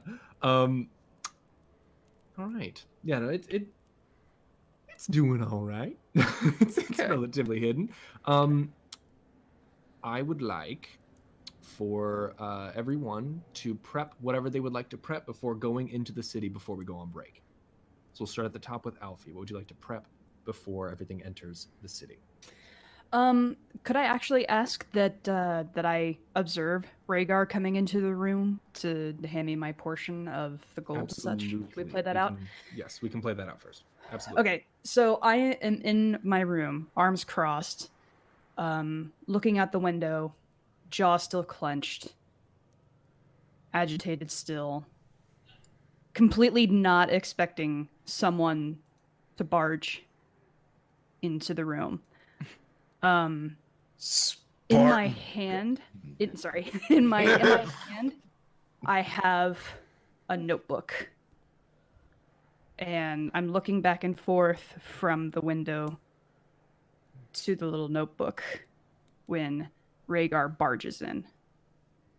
Spartan kicked the door in. Tiny elf, I jump- come bearing gifts. And I jump and snap the notebook closed and tuck it into a pouch. What do you want? What are you doing here? I come bearing gifts. I just said that. Was I not clear? I thought I was clear. I have money. Are you like holding this in your hand? Like I'm holding it in my. He's got a Like- sack. Yeah. Cool, okay. I have money for you, and I I don't set want it down in front of Tiny Alf.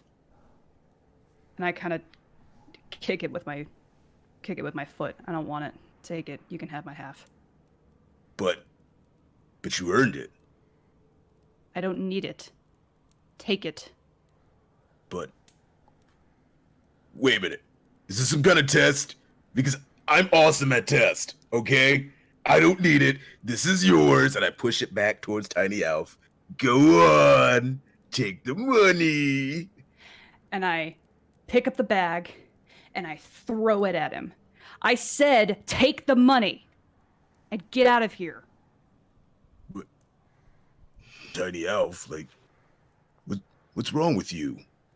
You dropped all your money, and I mean, it's okay. I mean, if you want me to have it, I mean, I can have it. I'm not gonna turn down free money, but like, you've been acting weird, like all morning. You won't even talk to me. Did I do something to make you mad?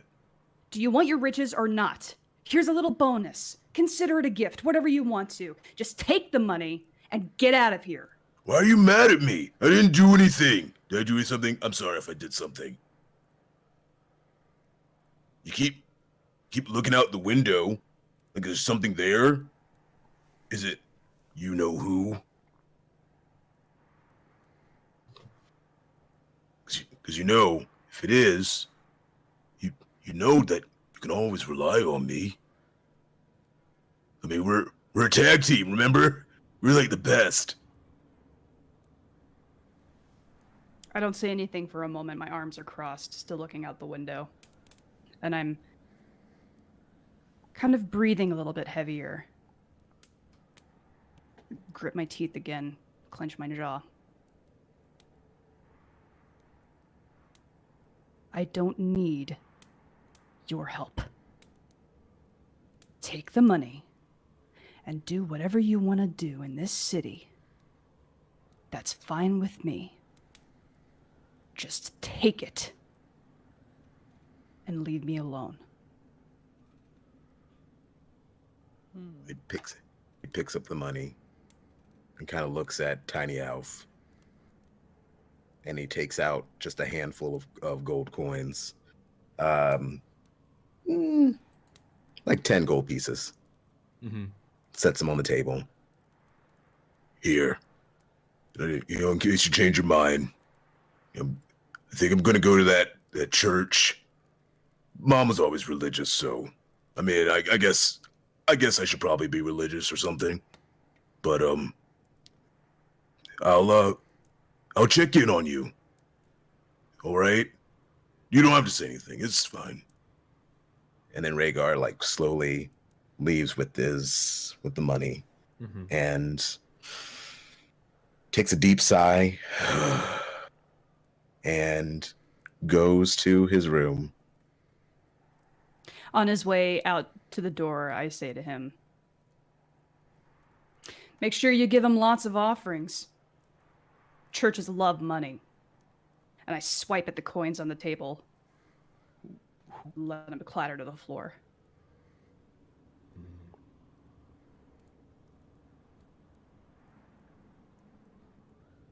All right. So, as you all approach the outer gates of the city, and Mitty and Dren discuss their business and enter, the caravan enters.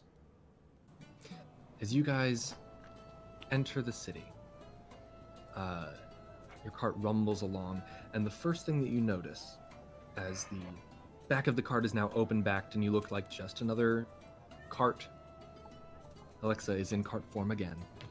And as you are traveling through, you can smell exotic spices and scents that intoxicate the mind and nose and are foreign and unknown to most of you. You can hear voices calling out from here and there, shouting out prices and calling out different wares and vendors. You can see hundreds of people, more tieflings than you've ever seen in your life, mixed with every kind of person, every kind of race imaginable, just milling about, going from stall to stall, vendor to vendor, sometimes going in and out of buildings. You can see all around you. You are surrounded by large white marble buildings lined with gold and silver and jewels. You can see sandstone structures as well that are juxtaposed with the white marble to create a unique pattern that almost looks like camouflage. And in the distance, you can see the massive, hulking figure. It is a statue of an enormous giant, clad in dark iron armor, and holding in its hands, the tip plunged into the ground at its feet, an enormous sword. Much like, with the appearance of a claymore. And as you look at it, it's about Empire State Building height. Welcome to Albera. Ooh. Dren hops back into the back with you guys. All right, so I'm going to be setting up the cart and stall in the central market square. I have a space reserved. So keep in mind, anything goes wrong, we meet at Lorelast, okay? Big statue. Big statue. Got it. All right. All right. Please be safe, please be careful, and represent the Valandren brand with honor, please. Okay. Only way I know how. Oh, that's not good. Okay. Have fun in the city. He turns and heads back to the front. Mr. Dren, where should we Yeah. go to have our money appraised? Oh. What kind of things do you need appraised? Silver bars and a bunch of pretty rocks. I know a jeweler in the city. If she's set up where she's usually set up, I can point you out. I can point you out once I park. Okay. Thank you. Sure. Hey, Mr. Dren, Yeah.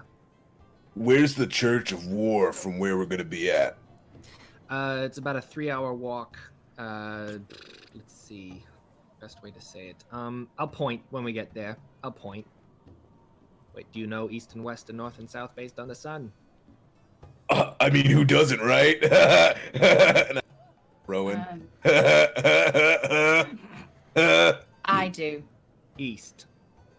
All right. 3 hours walk east. It's a large building with red metal lining it. You can't miss it. It's probably also going to have a lot of tieflings in white and silver armor. Okay.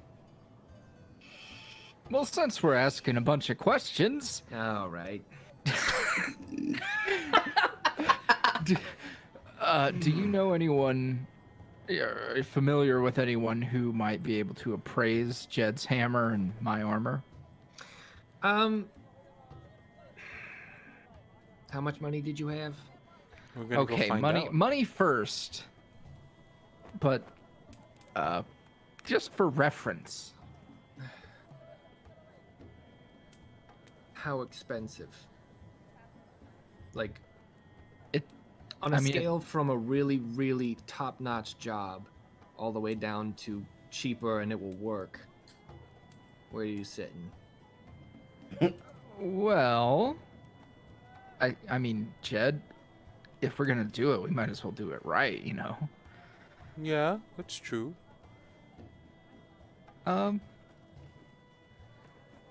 Let's go higher end, and we'll talk to him. All right. Well, for that, I don't know somebody, but if you head up into the wealthier area of the city, the closer you get to the palace up to the north, the richer people get. Got it. Okay. And in this city, the more expensive it is, the higher quality. It's not like someone just decided to charge more. All right.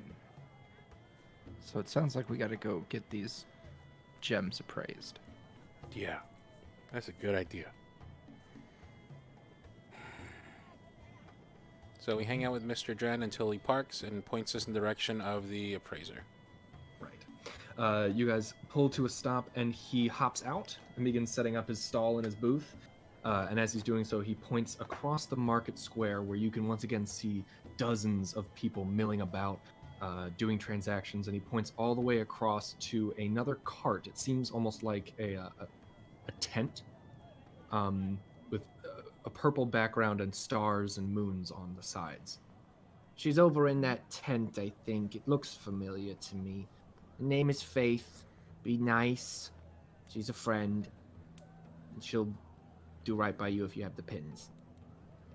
We've got them all on. All right. Oh, maybe before we go, we should grab a bar and a gem just to show like what we have. If we're not gonna take everything, just something to. Oh, I was just gonna take Show. I was just gonna take everything. Oh well. Okay. What? DM, these were this particular the jewels and stuff. That was in a smaller chest, wasn't it? It was, yes. The jewels were in a smaller chest mixed in with some of the gold pieces.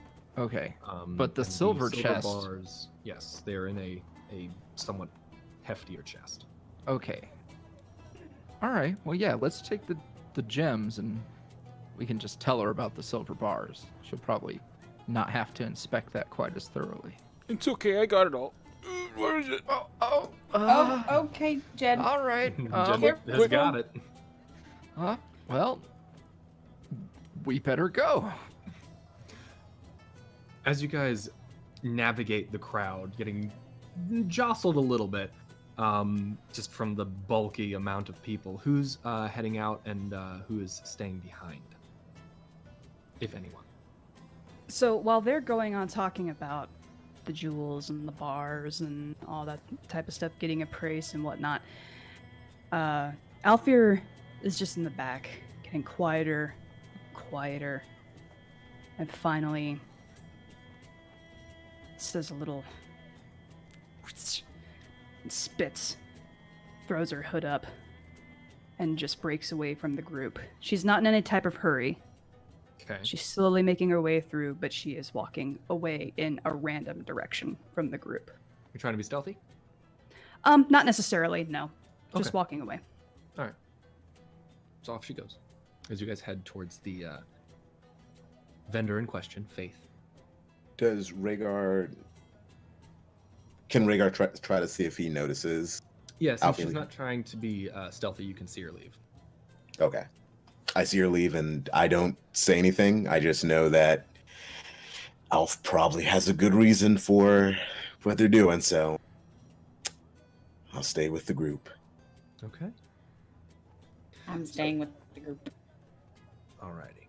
So you guys head over to the tent in question, and you can see a young dwarven woman, a little bit of stubble on her face, a cigarette hanging loosely from her lips, and a leather kind of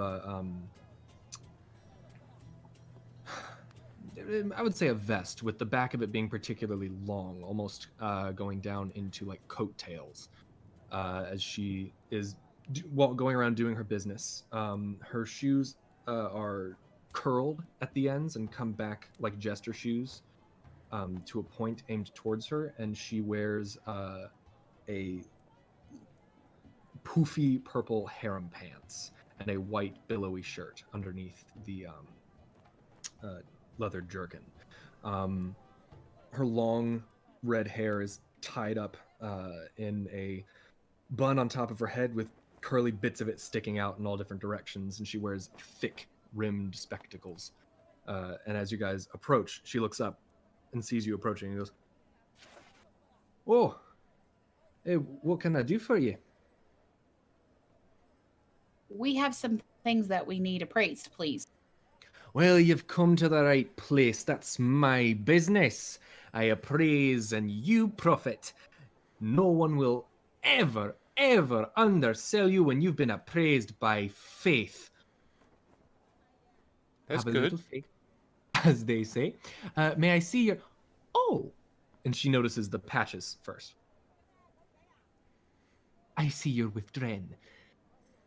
All right. Well, Barty sent you to me for a fair deal, so I guess I'll give you a fair deal." And she puts out the cigarette. "All right. Let me see your items." It's this. Ugh.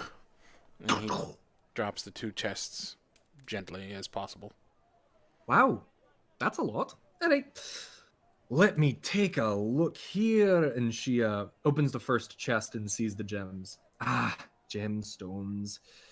Oh boy, let me see. These are gonna take me a while because I've got to do them all individually. And and she starts going through and separating them. Oh, let me see what's in the other chest. And she slides the first one off and opens up the other chest and sees the bars and goes, "Sweet, merciful gods. Is it good? Where did you get that?" Oh, We, Jed, Oh, we, our adventurers came across quite a big mission and was rewarded handsomely. Well, there's no way Dren paid you with this stuff. well. This. jeez. All right. Brasin, Vrata. Help me get these out. I need to count how many you have. Okay. And she starts removing the bars one by one, laying them out next to each other until they get 12 bars out of the chest. Oh. Okay.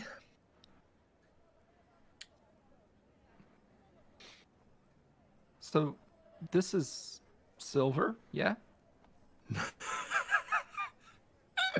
Frati Tracada. Oh wait, you were being serious. No. These are not silver. This is mithril. Mithril. Oh, You have 12 solid bars of mithril. Neat. Okay.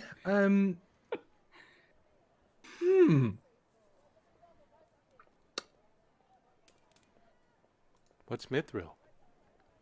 Yeah, it's a something fake. It's like a story. No, that's a myth. Yeah, that's what you said. You said mithrils, like lots of them. She Yeah. reaches over and grabs the front of your collar and pulls you down to her level and like looks you dead in the face. You can see her nose is kind of squashed and bent from being broken multiple times, and she glares at you with these bright green eyes. Yeah. Are you just gonna talk over me?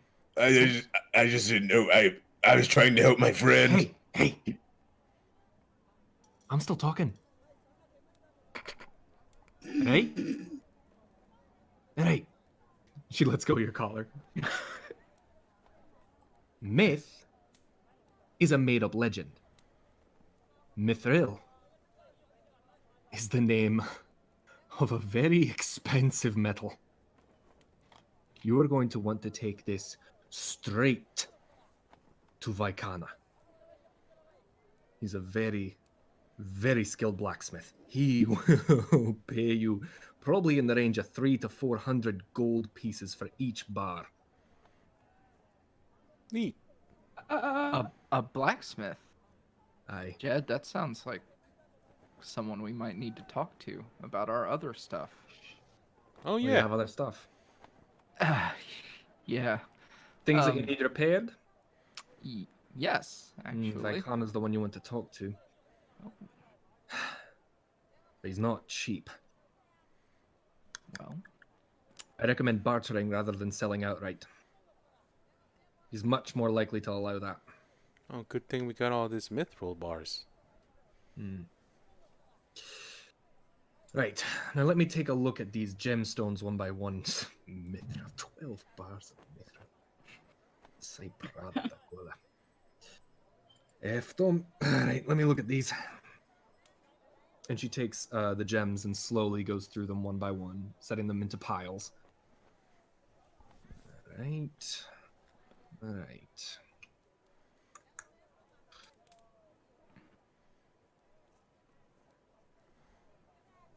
Now I'm going to make a suggestion.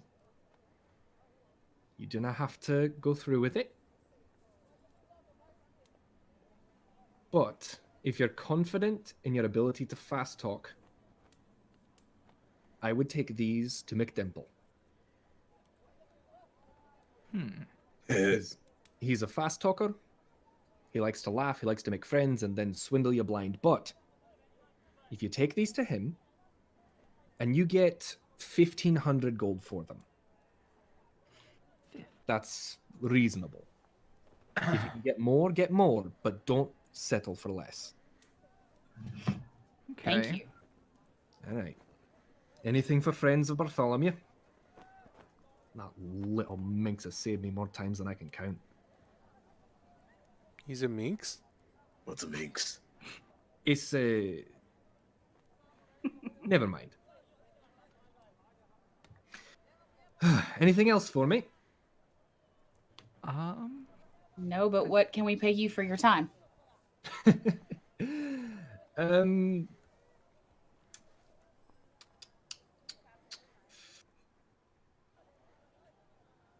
Reasonably, of course. Normally, I would charge about 100 gold pieces for services like this, but... And she looks Raegar up and down. Do you fight? Do I fight? Aye.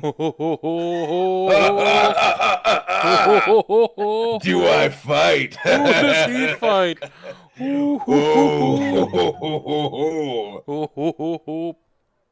I fight. Thank How you very much. well? I fight very well. All right. We are gonna go, you and I, at some point today. I don't know when, but I'll let you know. To the Okay. Church of War. Oh, You are gonna get in there, and you are gonna fight. And I'm gonna bet on you, and I'm gonna win lots of money, right? Oh yeah, that's a safe bet if I ever saw one. We're in Once again, business. reaches up and grabs your collar and pulls you down. If you lose, and I lose money on this,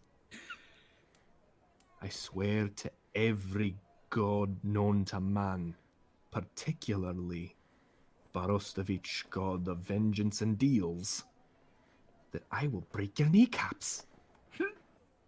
And I put a large green hand on her hand, and I say, "Let me tell you something about Raegar the Cold-Hearted. Oh, dude. Raegar the Cold-Hearted, he don't lose, okay? He goes into that room, right? He goes in a champ, he comes out an additional champ. You're better looking hope at you're the right. You're looking at the eight-time Eight-time. champ. Well then, you've got nothing to be afraid of, right? I ain't afraid of nothing. Perfect. All right, go about your day. I'll let you know when I need you. And she turns and goes back to what she was doing before, which is essentially sitting down, putting her feet on a table, and smoking. Raegar is just bouncing for joy right now because he's feeling the rush. He's feeling the energy right now. Oh, I cannot wait to get in there. Oh. all right. So do we want to do the gems first? I say, with how excited she was over the mithril, it needs to be taken care of first. Okay. Anybody else think that she was a little too excited about that stuff? Sounded like it was worth a lot of money. Yeah. Yeah, we're gonna get some of it, little buddy. We're gonna get some of that money. Ooh. Yeah. Okay, well let me. Oh, good thing I brought my hammer. Do you have your armor with you? It's in my pack, yeah. All right, let's go. Ugh. And pick up some maybe- stuff. Maybe we should drop the gems off back with Dren. Oh, it's okay. Just go. The boy is fine. Yeah, I know. All right, come on. All right, so you guys make your way through the city, getting into the more wealthy districts.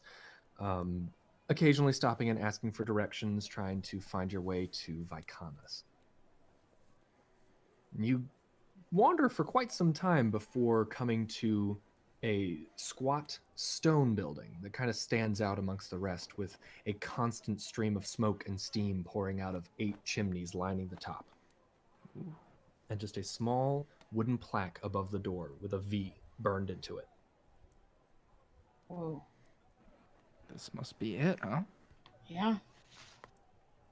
All right. Well, let's do this. All right. You guys enter and are immediately hit with the strong smell of fire and brimstone. And oddly enough, a very comforting smell of campfire. And as you look around, you see a slight, short, gray man manning one of 8 large forges, all operating, all pumping, and he's just running back and forth, occasionally banging almost musically on the pieces of metal, shaping them as he goes. He's got 2 hammers in hand, probably standing at about 4'9", 4'10". Dark gray charcoal skin with cracks of glowing red in it, and his hair is made of fire, burning on top of his head as he's just running. As you open up the door, a small horn goes off, and he jumps and startles and turns toward you guys and goes, It? Who is it?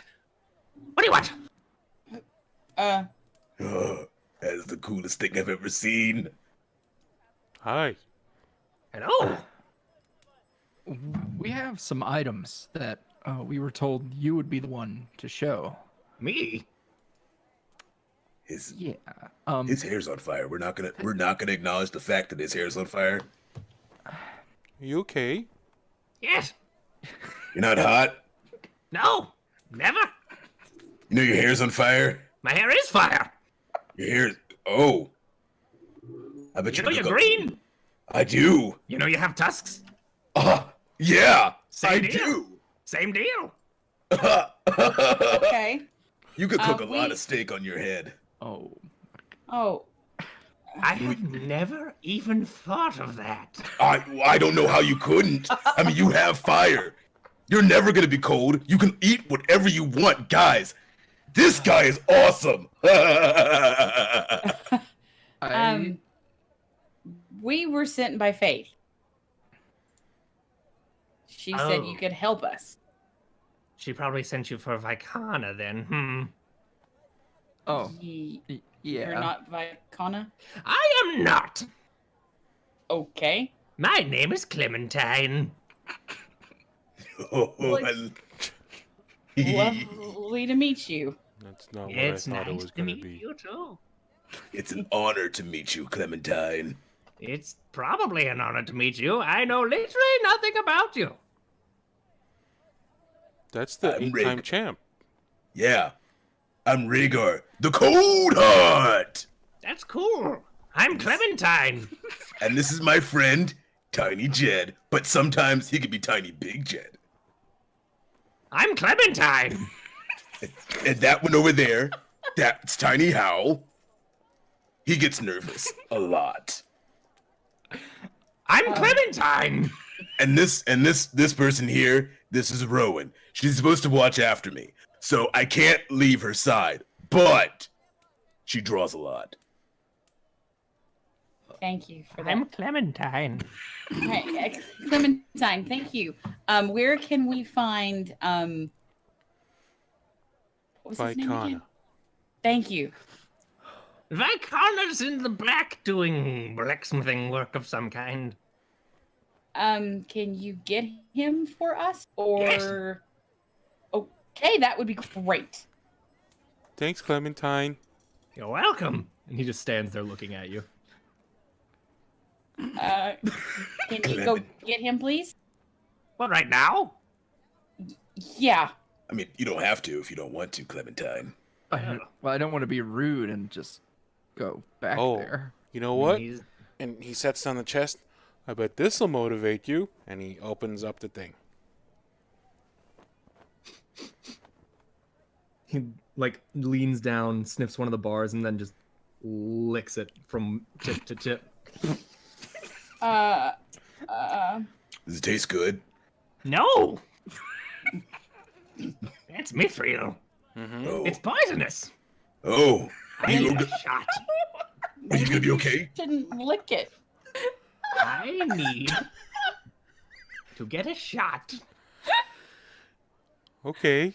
Can What you kind of Alright. shot? What, But in the meantime, where's the closest bar? I can get you a shot. I'm not that kind of shot. There's no other type of shot. What do you mean there's other types of shots? Everybody calm down. Calm down. Clementine is calm. Okay. Clementine, Yes. please Clementine is don't lick- possibly dying, but very calm. Okay. Someone get him a shot. Please don't lick the mithril anymore. That's probably a good idea. Okay. Yeah. And do you do that often? Pretty much every time. That explains so much. Could you please go get who we need right now? It's very important. Who do you need? I can't. What is his name? This Jet, guy. say the name again. Vicana. Vicana. Please. Sure. And he just turns and sprints for the back room and just disappears behind the furnaces. Oh my god. I Bye, love that guy. Clementine. Comes Guys. back. Not live. Goodbye. Oh. And then just goes back. At this point, you hear voices from the other room, and Clementine comes walking back. I'm going to a cleric. Vicana will be out to talk to you in a minute. I'm Clementine. Bye, Clementine. Walks out the front Take- door and just waddles away. Oh man, I love that guy. Oh, I hope he doesn't die. If he doesn't, we should totally invite him into our party, right? You're about Right? to die. Yep. And you guys turn and see walking from the back room where Clementine had just come from a tall, charcoal gray tiefling, broad shoulders, blacksmith's apron on, a set of goggles resting perched atop his curled ram's horns. A thin, pointed beard, but very well groomed and maintained. Beat up, scarred blacksmith hands, and wearing a simple white tunic and loose, flowing harem pants. He comes walking towards you guys. I am Vicana. It is a pleasure. I was told by Clementine that you had mithril. A lot of it. Don't lick it. I was not going to. Oh, that's good. I sent Clementine to a cleric in the Church of Death. He goes there often. I am not surprised. We He is also a talented young blacksmith, but sometimes I am concerned about him. he is Clementine. Yes, he is. Sorry, I lost my train of thought. Can you help us with this? We were sent here by faith. Ah. Very well. How many bars of mithril do you have, and what is the purity? She said 12, but I don't know how to. In terms of purity, I think well, she was very excited. So I'm going to hazard a guess that it's probably pretty good. Maybe a little less pure after he licked it. Just that one, though. Might I see him? Yeah, it's right here. Jed, don't lick it.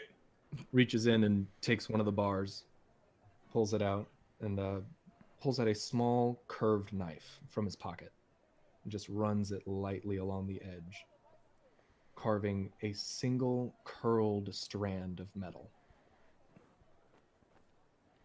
That is very old and very pure. Neat. How much are you asking for it? Well, that's the thing. We actually have some other very old things. And we were going to see if you might work on it for us. Trade then. Jed, you want to go first? Yours is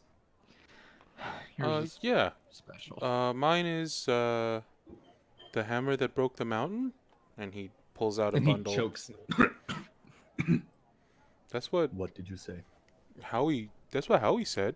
The hammer It- broke a mountain, killed a god or something.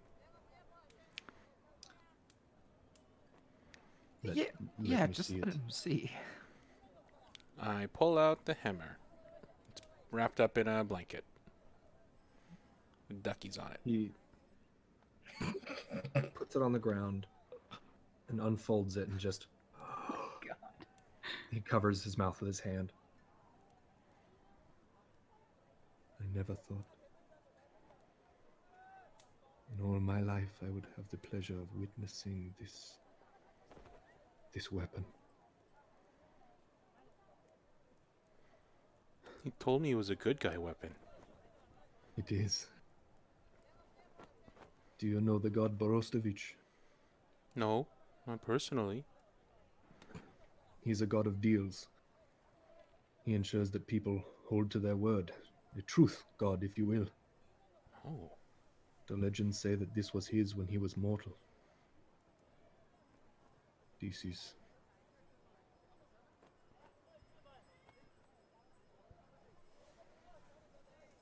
is something special. Yeah, his is the cool one. I just have some old armor. May I see it? Yeah, Hal takes his pack off and flips it open and starts pulling out this old antiquated armor that's still intact, but it has seen much better days. This is also very old, but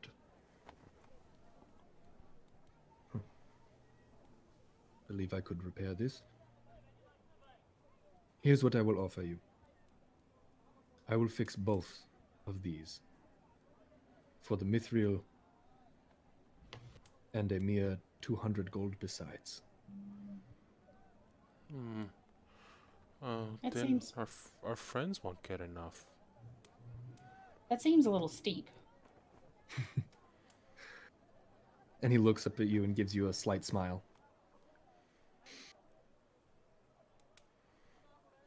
This weapon, in materials, resources, and effort alone to repair it, is easily 400,000-500,000 gold worth of work. Well, it is the hammer that broke the mountain, and you strike me as the sort who would revel in the mere fact that you got to work on such a weapon. Would I be mistaken? You are not mistaken. Use the dice. Well, Maybe- and when word gets around who worked on that very sword business, would drastically improve, would it not? It is possible. Howell, Mm-hmm. go ahead and roll for me a persuasion check. With advantage because of Rowan. Use all the Okay. dice. I would recommend it. Okay. Well, let's see how with advantage works out. That's just 2 rolls, and you take the higher one, right? Yep. Okay. Do you want to keep that, or do you want to try again? Or add more? Let's add a D20 to it, I say. Just... Go for it. Okay, if y'all insist. Okay. Oh, That brings us to 27. Do you want to hold at 27? I think so. One more. One more. Add the, One add more. the- add Rhaegar is the D12. gonna Add the be D12. in the pit early or later. Oh, true. Oh, true that. Never mind. No more. No. 27. But he does have Rowan. That is Oh, true. you gonna help? You gonna help me out? She might. She has before. Hey, metagaming. Yeah. Sorry. Finger wagging. Sorry. Let's just go with this. Okay. So, with a DC of 25. Nice. Very well. Simply for the fact that I will probably wind up using some of the mithril in the repair, I will do it only for the mithril. No additional charge, so long as you wield it proudly and proclaim the name of Vaikana. Sure, if you want to put your name on it or something. Good. So people will probably be able to see it, because when I use these, it makes me grow really big, so they can probably see the name on it. Once again, chokes. Do you know what you have? These are like bracelets. Those are one of the legendary lost artifacts of the Goliath clans of old. Oh, Supposedly, a very, very long time ago, in a great battle, the Goliaths were nearly made extinct. And the treasures that their clan leaders held were lost.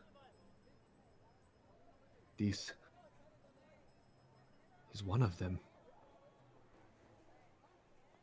neat.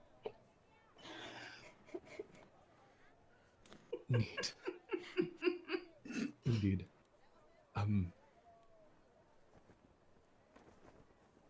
All right. Very well. I will begin work on these projects. Please leave the mithril here with me. I will have Clementine put it away when he returns. Just make sure he doesn't lick it again. He only ever does it once. All right. Thank you. Thank you. Hey, mister. Can you tell Clementine that after I'm done, like, running things over at the Church of War, because I'm definitely going to win whatever titles there are that are there. Yeah, words are hard. Hey, can you tell him to, like, we're going to have a drink afterwards. We have a couple. We get him that shot that he wants. All right. I will extend the invitation. You can come too. I drink alone, Okay. but you are kind.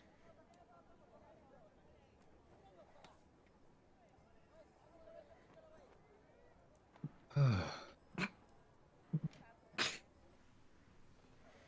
you know where McDimple is?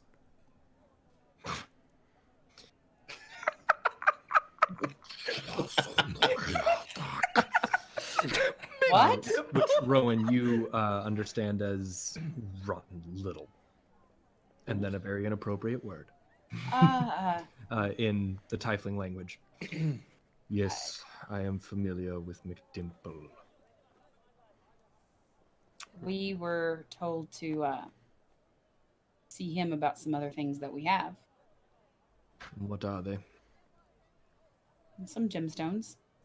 In the interest of keeping friendship, and he looks a very long time at you, Rowan, and also in just camaraderie, I will also buy the gemstones from you. Oh, What is your price?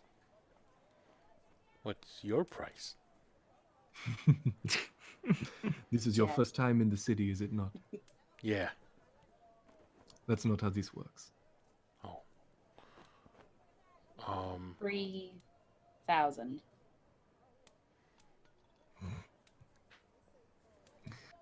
3,000. Mm. You're telling me if I open this chest, there will be 3,000 gold worth of gems in there. Indeed. Rowan crosses her arms and leans back, smirk on her face. He opens the chest.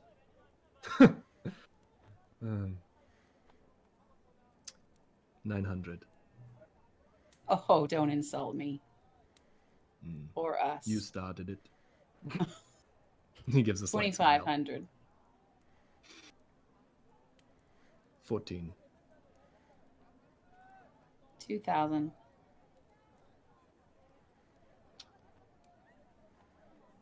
Make a persuasion And okay. Do-do-do-do-do.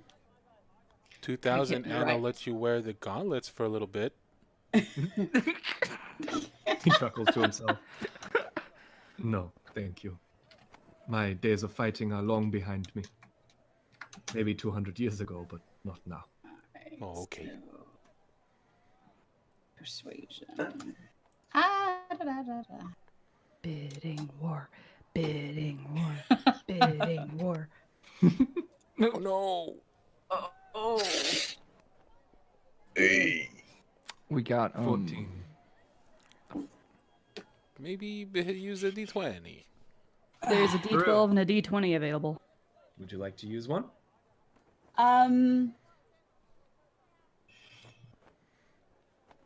Let's Do it. yeah, let's use the D20.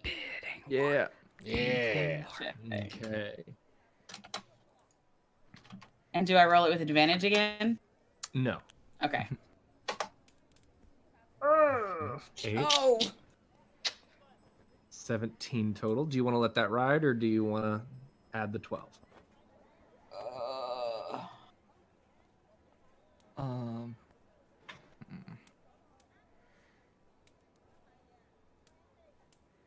I'm gonna let it ride, but I'm also going to throw in, say 2,000, and I'll buy you a drink. He smiles slightly.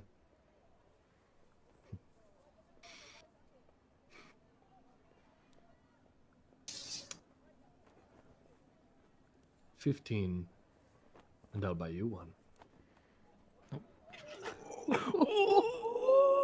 Raegar kind of raises an eyebrow. Howell, his eyebrows are like off of his face.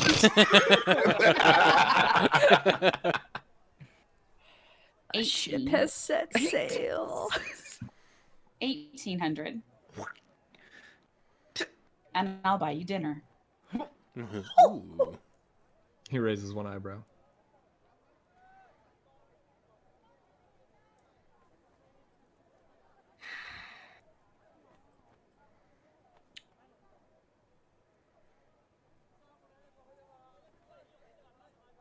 You'd better be someone nice. Oh, it will be.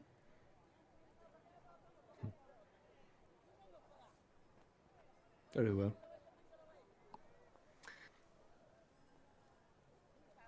I stop working at 9. All right. I'll meet you here. Oh my god. Very well. And he turns and walks back behind one of the furnaces. And you hear him counting. And he comes back with 3, not as big as you would have expected, leather bags. And drops them. I hope you don't mind. I normally deal in platinum. If it spends, it spends. She reaches over and she takes the bags. All right. Thank you for doing business. I will see you at 9. He smiles slightly. I suppose I will. Hal has like had his hands clutched to his face and is kind of like wiggling around like a giddy schoolgirl. Like an anime character. The anime style. And then he like frolics out the door very happily. What? It was cute. He's like Curtis Hughes. Yeah. All right. So, 1,800 gold richer in platinum. You exit the shop less your gemstones and less your bars of mithril.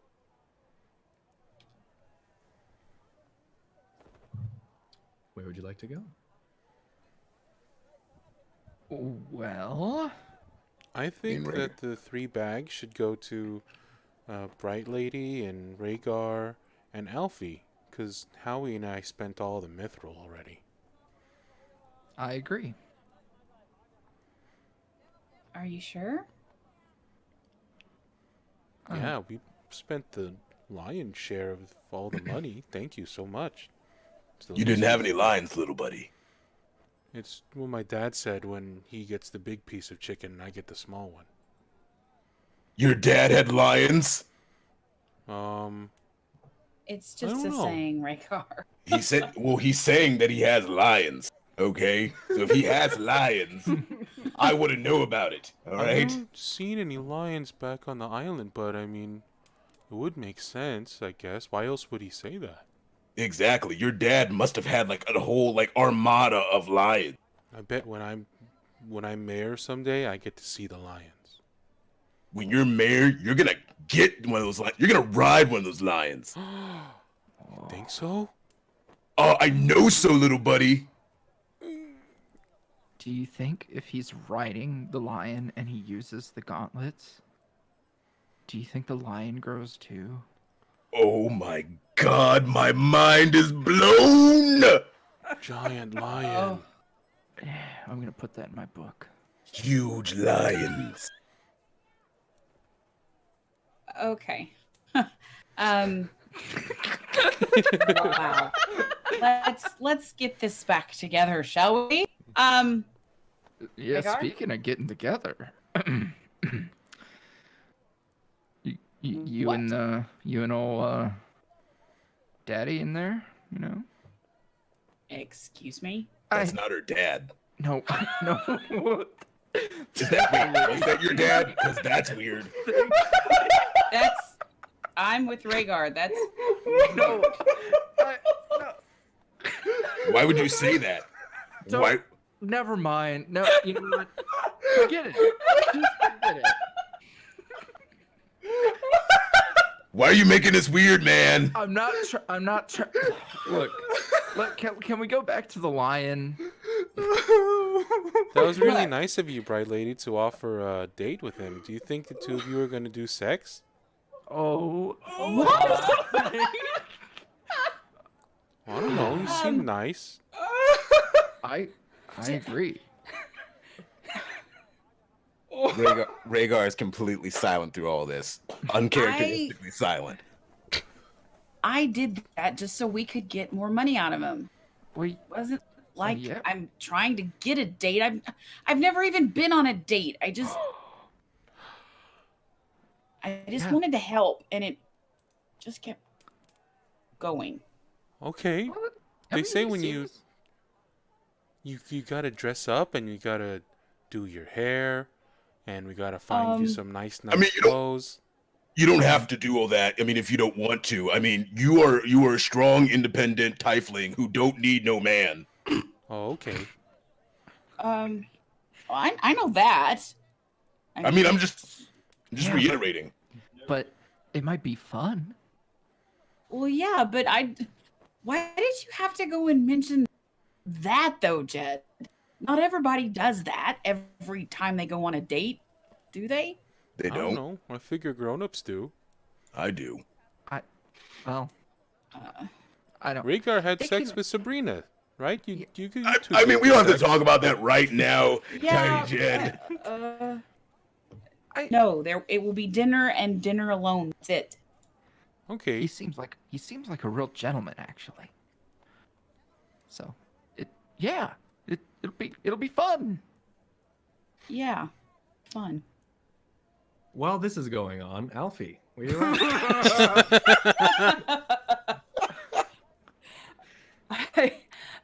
I'm shook.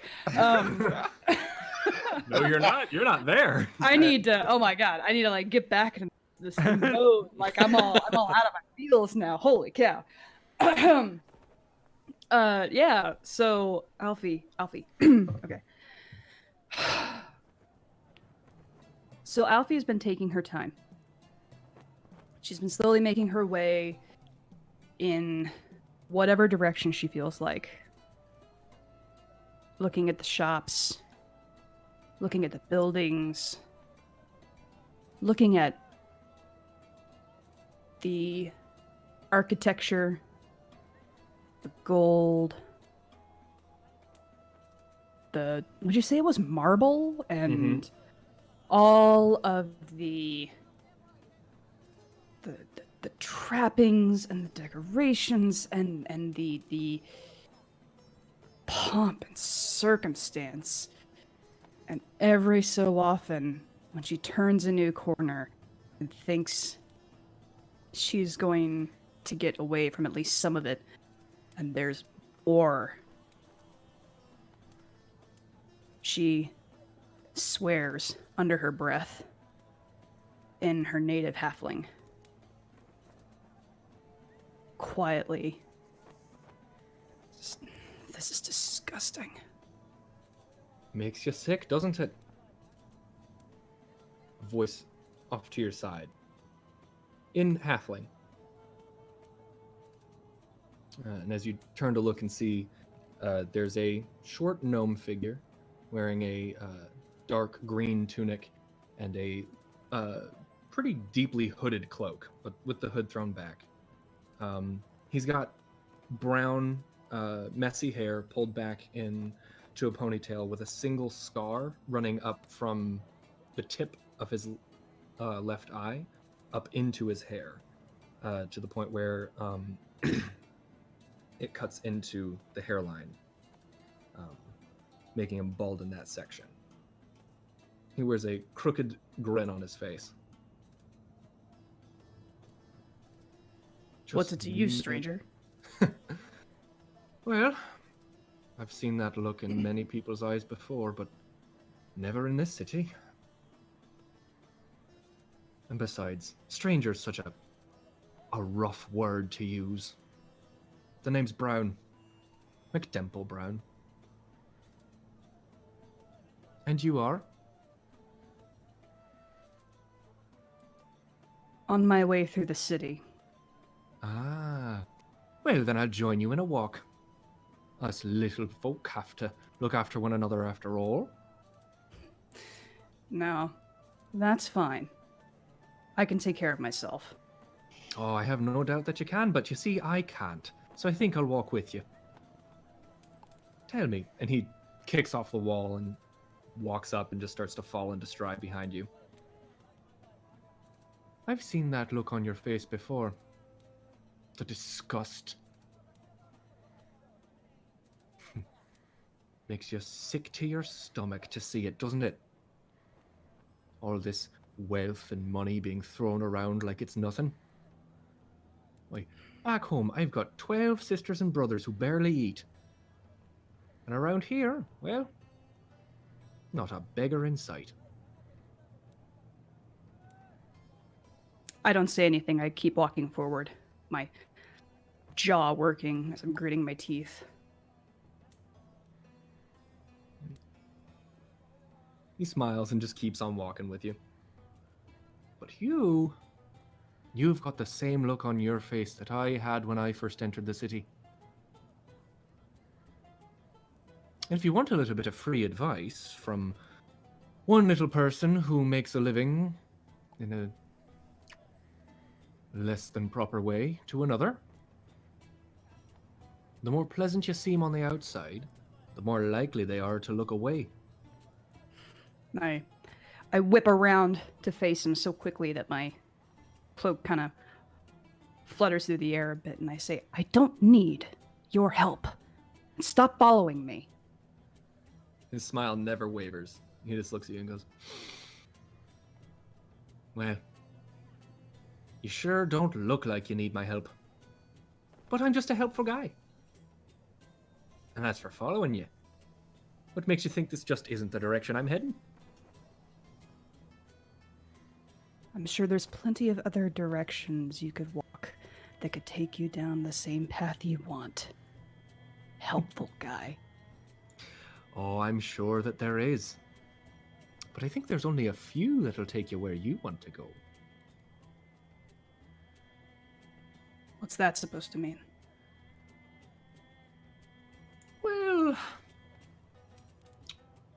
now, pardon me if I'm wrong, and may the gods strike me down or at least give you the strength of hand to smack me, but it seems to me like you might be the kind that feels like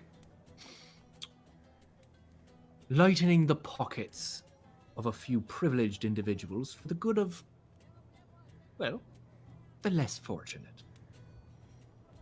Does that sound about right? I charge over to him and take him by the front of his shirt and slam him into the nearest wall. What do you know about me? Who are you? Who are you working for? Well, now I know you're very suspicious and probably guilty of something. But my name is McDimple Brown and I work for myself. I know basically nothing about you. Just guessing. I don't believe you. And now I know you don't trust people either. Even people with sweet and innocent faces like myself. The smile widens. You'd best be going on a different track than mine, friend. All right. I'll get out of your hair. But, little piece of advice. Once again, no, you don't need it. Thought I'd offer it anyway, because I'm just a nice guy. And his smile drops. Be careful who you threaten. Particularly in this city.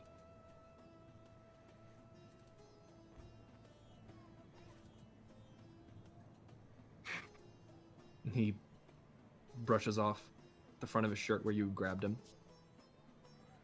Ow. And his smile returns and his eyes sparkle and he turns and walks. He takes a few steps. Alfyur not necessarily watching him, but kind of staring at the place where she had him hit the wall, and calls out, "What's the poorest place in this city?" He stops.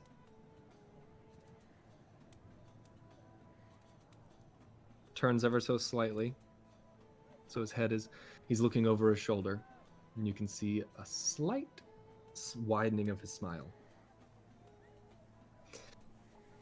The poorest place in this city is under the city. Certainly not out in the public where you can see it. How do I He get keeps on there? walking. He stops again. He turns around. I could show you. But just telling that's information, and information is expensive. So if you want to know, help me a little bit and I'll help you. Is your price in gold? In this city? Absolutely not. In this city, gold is easy to come by. Nah, I like favors. Favors. Oh, aye. Favors. I'm not exactly in the business to be offering favors. Well, And she- then I suppose. Ever so slightly lets her accent slip.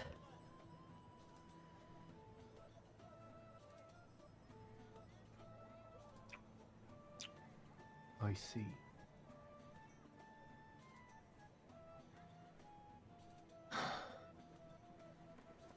Well, then let me ask you a question. If you sound like that, and you don't do favors,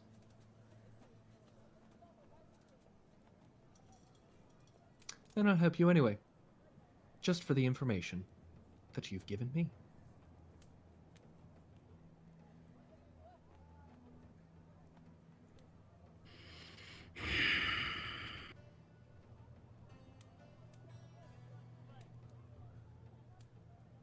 Fine. And I turn and I slowly step over to him.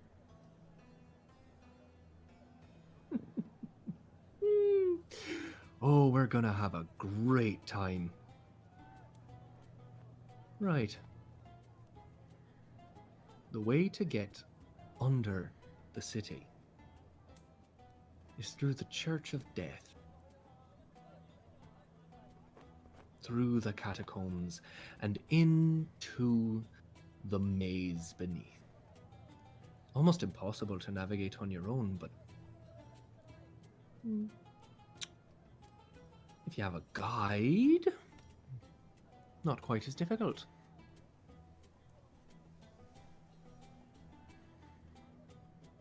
Are you offering your services?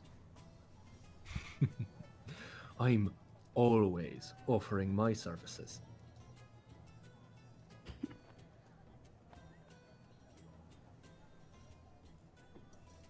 But that one is going to cost another secret, I'm afraid. This time,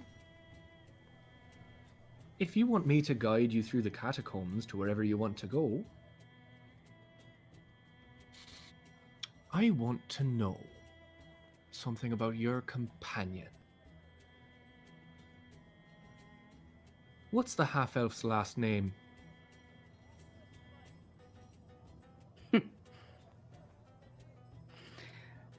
There are no negotiations that are going to involve any in my party. Well, You then wanna I'm know afraid. secrets? You're gonna get them from me.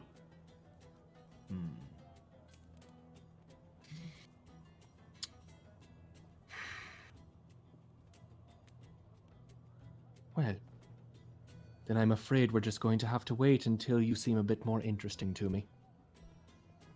In the meantime, I suggest you don't go wandering through the city alone.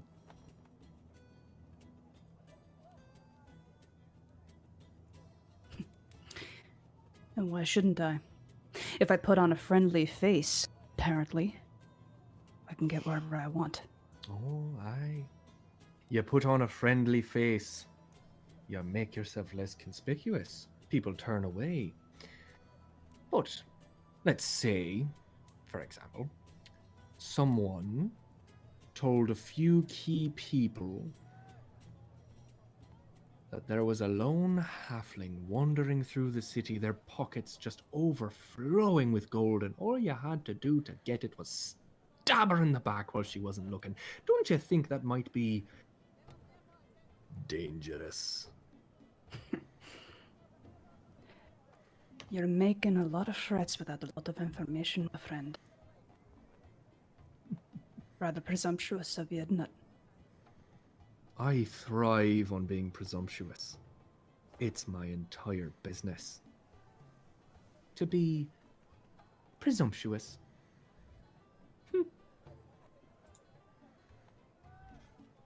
I understand you. So here's the deal.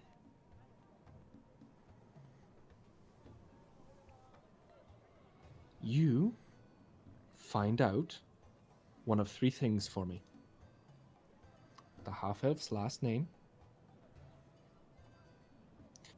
the green one's father's name, or the tiefling's master's name. The one who taught her magic.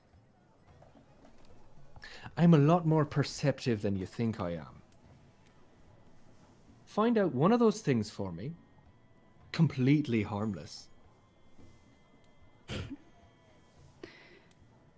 Nobody's wanting that type of information with completely harmless intent, friend. And she takes a step closer to him. I've already set down the particulars. You get information from me, and me only. Well, then I guess you're going to get awful lost, aren't you? Have a nice day, little halfling. And he turns, and puts up his cloak, and strides into the throng of people. Alfyur watches him go, and then eyes the people around her, passing her by, coming towards her. Eyes the top of the buildings, tucks her hood around her head a little bit more, and starts making her way back from where she came from. All right.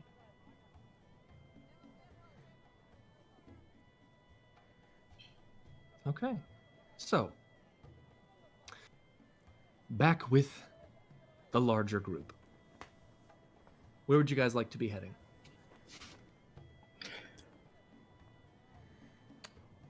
Rowan, do you want to go visit that library? I think that would be great. Hal wanted to go there as well, so why not? That's okay with me. Okay. I'll find something Alright. to do. I'm just biding time till, they call the champ. DM, Yes. where are the churches in relation? Or Um, specifically, the Church of War in relation to the statue. So the churches are set up in a kind of a clock pattern around the outskirts of the city. Excuse me.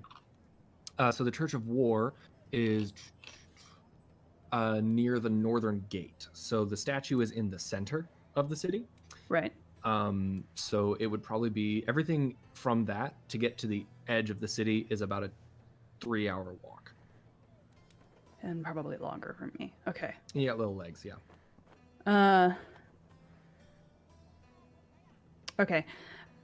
So walking backwards from where I came, I'm going to be heading towards the statue. That's the only place I need to go towards. Okay. You head back to the statue then. The rest of you guys head towards the library, which is also the statue. Yes. All right. So you make your way through the very, very crowded streets of Albera with people yelling and shouting back and forth, and more vendors and people being in the way, and just making your way, weaving through the crowds. Till eventually, you make your way to the front gates of the library. And as you are heading up towards the gates, you can see the towering statue of Lorelast, and you can see the outskirts of the library set up very differently than the rest of the city. Everything else has sort of a rounded top. These kind of have more spires with pointed tops. It's got 4 different towers, and then the center rises tall. You can see the statue of Lorelast is in a back courtyard of this space. It is enormous. And as you approach, a particularly dirty-looking figure approaches you, just off to the side, with a large cloak. He is very, very, very big. And as he approaches, it's a bipedal, almost hippopotamus-like figure. It comes up to you guys as you are walking towards the library and goes, Hey there now. You all look like you're mighty strong adventuring types. Got lots of very fine equipment on you. Would I be mistaken in that information? What's it to you? Well, I happen to be a merchant of a kind. I'm what you might call a talent agent for people who are gifted in the arts of combat and magic. Hold on a second here, Rowan. I believe, this guy and I, we see eye to eye. Game recognizes game, after all. That's what they say. That is what they say. Raegar, we're not interested. No, but you might be is the thing, you might be. Now tell me, well, you said your name was Raegar. That's Raegar the Koldhart. Oh, what a great name. Oh, I know, right? They call me Pete. Just Sweet Pete? Pete. Sweet Pete. Yeah. Pete, thank you for stopping and speaking with us, but we are not interested. Well, now see, the thing about that is that you might be, though. And I'm never one to back down from someone who might be interested. So, Okay, what part of no do you not understand? Rowan. Blankly. We might be interested, he said. Howell, you are not helping the situation. well, now see or how shut the up. way I see it is that you're being very helpful, making it so I don't necessarily have to repeat myself. So, for the sake of brevity, my friend here, we were going to a library. She likes books. I like books too. Nerd. Oh, you're a nerd too. Okay. Hey, I'm not a nerd, okay? He is absolutely not a nerd. I don't even think he Yeah. can read. Well, I read, okay? I've read many books. That's just not where my forte. I read that in a book, okay? It's not my forte. forte. That's a fine word. That's a 30 silver word if ever I done heard it. Oh, Speaking of 30 silver, yeah. that's how much it costs to be sponsored by Sweet Pete. And let me tell you, that is a deal I've never had a loser. Wait a minute. Again, What? no. Guys, he's wanting just to swindle us for money. Wait a Now, see, minute. Look at swindle's him. such an ugly word. But I it's don't the understand truth, it. Is it not? Are you judging me based on my appearance? Pretty Whoa. much. Rowan, Oh, that now see, that's awful rude of you. Can't Sweet do that. Pete's been on some hard times recently. hard times. Hard times. Yeah. hard. Well, if you would, not swindle people, maybe you might not be on such hard times. We have places to be. Raegar steps in front of Rowan and kind of like gently but firmly pushes her back. Rowan, let's just hear the guy out, okay? After you hear Raegar, from he them, is wanting money, and that is it. Rowan, He is wanting money, and that remember what I said about being cool, okay? This is Part not of being cool is just Being listening to swindled is people. not- Howie, now might be a good time for you and Bright Lady to go check out that library, and I'll hang out here with Raegar. No, Yeah. Good I'm- idea. No, What an I am excellent not idea. supposed to leave Raegar. Nope. We're sending you with Tiny How. Take. No. Oh, It's And okay. I I'll push, keep an eye I on it. push Rowan to Hal. Go ahead, Hal. Take Rowan. Like, go see all the fancy books, all right? And then you guys can come with us to the church, okay? Later. Yeah, I don't really got anything to do in the library anyway. I'll hang out here with Raegar and make sure we don't get in any trouble. You No. see, No. between the two of us, I think we're fine. No. my mind is telling me no, but my body is telling me yes. Now, see, now you're talking Sweet Pete's language, body language. Yes, sir. Yes, sir. The thing about Sweet Pete is that Sweet Pete's all about body language. Oh So I vote you Rowan. listen to your body and get on out of here. Mhm. Rowan backs her shoulders, walks over, and gets in his face. Oh, Sweet Pete, Mm. you need Rowan. to step away and leave my boys be. You are nothing but a swindler and a hustler, and you're going to get them in trouble. So back off, or you'll deal with me. All right. There ain't no need for all that. I will talk to you later, Raegar, when you're perhaps not surrounded by your mommy here. I'll see you later. And he flips his ratty coat and stalks off into the crowd indignantly. The nerve of some people. But Rowan turns to the two big boys. You two, listen to me right now. Who? You are not going to put yourselves in danger for some stupid thing like that. We don't even know what he wanted. He wanted money. He was going to use you, take your money, and not give you any in. Oh yeah. Zip it. Rowan, my mom's back on the Jed? island, and I'm a grown man. Who? And my mom would never hold me back. You hold me back, Rowan. I appreciate that you're trying to protect us, but at some point you have to let us do what we want to do. And if you want to be my mom, my dad is currently single. I can tell you where the island is, but right now, I think you were not being really nice to Raegar, who wanted to do something, and nor did that man. I think you judged him based entirely off his appearance, which isn't a nice thing to do. We're supposed to be a team. Then you should have had my back then. But you don't have my back. All you think about is yourself. You don't think about a team. It's always what Rowan wants, what Rowan this, and Rowan that. And that's why Alfie's probably gone, and you probably did something, and I trusted you, and you just want to date everybody, and just... DM, And then how Raegar. far am I from the group? You are approaching as this is happening.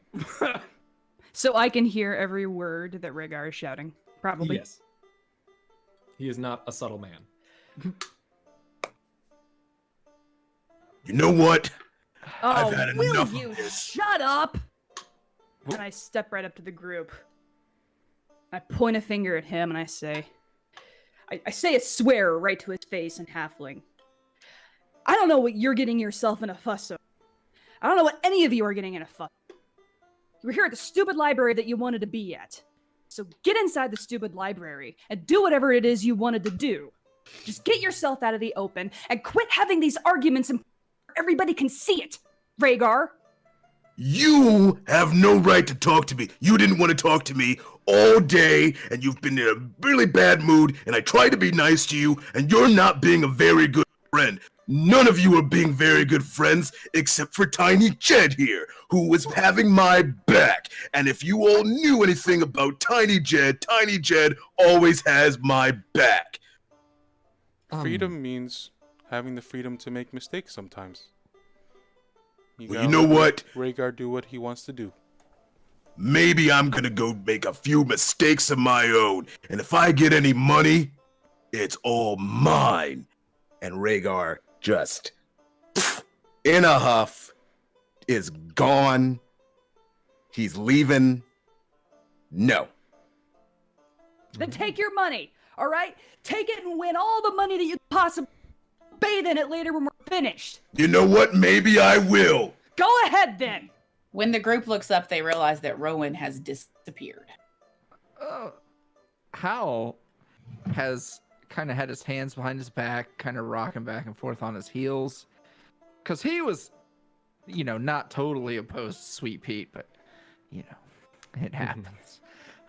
And he's just kind of watching as everyone, See you back at the statue, Jed says. He trots after Raegar. Okay.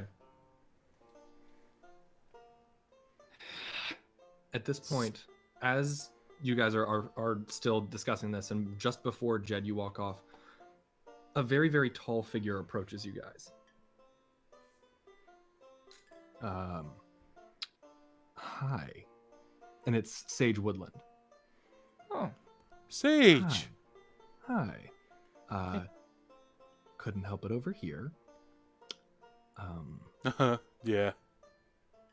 Yeah.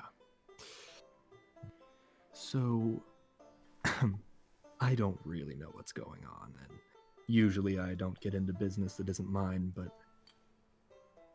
well, the universe is telling me that maybe that fine half-orc gentleman needs, a little help, maybe a little comfort.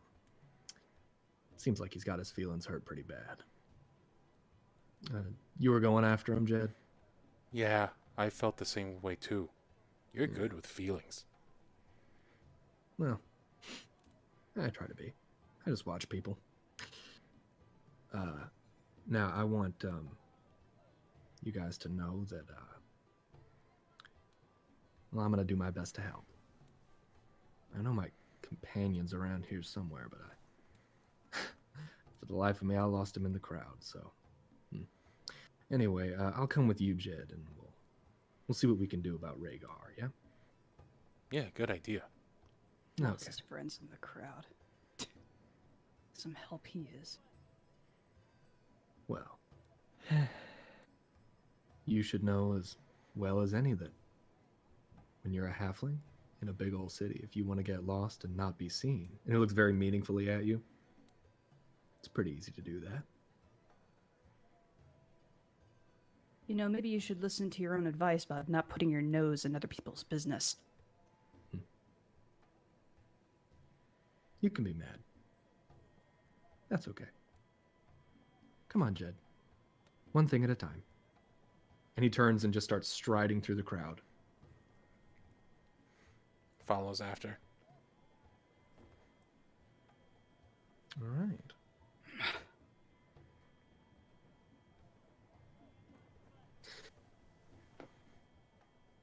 The rest of you?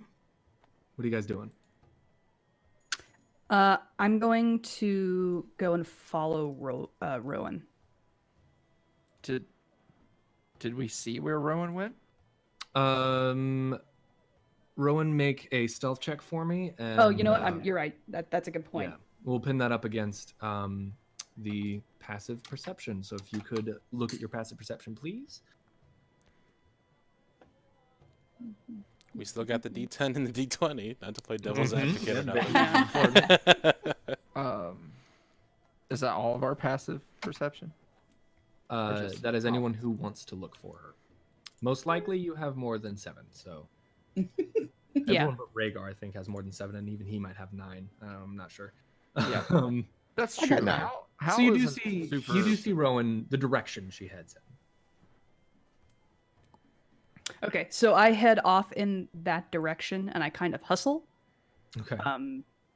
to catch up. Well, air quote, catch up with her. Right. She's probably well ahead of me, but I do my best. She has much longer legs than you, yes. Yes. As does everybody. So what direction is that? She strode up. Well, Rowan. you I have a specific took direction in off mind? toward the library. Okay. Okay. Well, then that is where Hal was going to go anyways. Okay. So you guys head into the library. So we will get to you guys in the library in a second. Okay. We're gonna follow after Raegar. Raegar, which direction are you heading? I went into the direction that I believe was pointed for the Church of War. Yes. So towards the east, because I'm just gonna hang out there, I guess. Okay. Mhm. So you stalk off that way and are quickly overtaken by Sage and Jed as they have very long legs. But as you're walking along, they pull up beside you and, hey there. Yeah. Oh, hey, I know you. Yes, you do. It's Sage, Yeah. remember? Hey. Jed pops up on the other side. Oh, hey there, tiny buddy. Oh, don't slow me down, all right? I'm not going back, all right? I'm going to Church of War, and I'm gonna do what I want for once. I'm going with you. I would agree that doing what you want is probably the best thing to do. We'll start our own party. Three, like a 3 group. Well, come on. Well, first let's find a bench nearby. I feel like I probably don't have enough money to get into the Church of War. Oh, you need money? Yeah, you need a little bit of money. Oh, I mean, we could probably, between us, we can probably help you out. Most likely, but at the very least, let's take a little sit rep before we go in there, yeah? I want to know what you're thinking. Yeah, strategy meeting. I like it. I like where your head's at. Okay. Well, thank you. I like it here too. So, and he leads the way over to a side bench and takes a seat, running his staff between his fingers. So, what happened back there, huh? Seemed pretty pretty upset.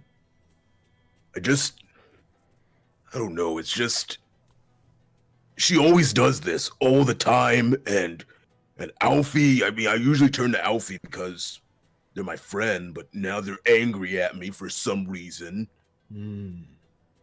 And then Rowan, all she wants to do is like just date everybody and hold me back, and I don't know.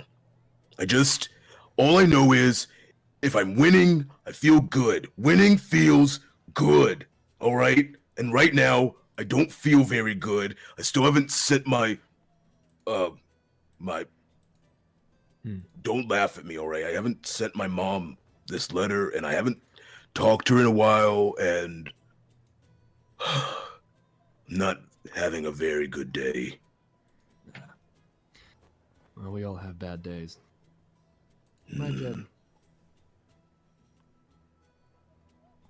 Jed's always smiling. I'm sure Yeah. he's had bad days, though. Sometimes.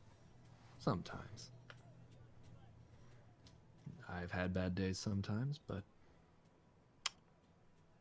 well, What do you do to get past them? You just start winning? You start being awesome?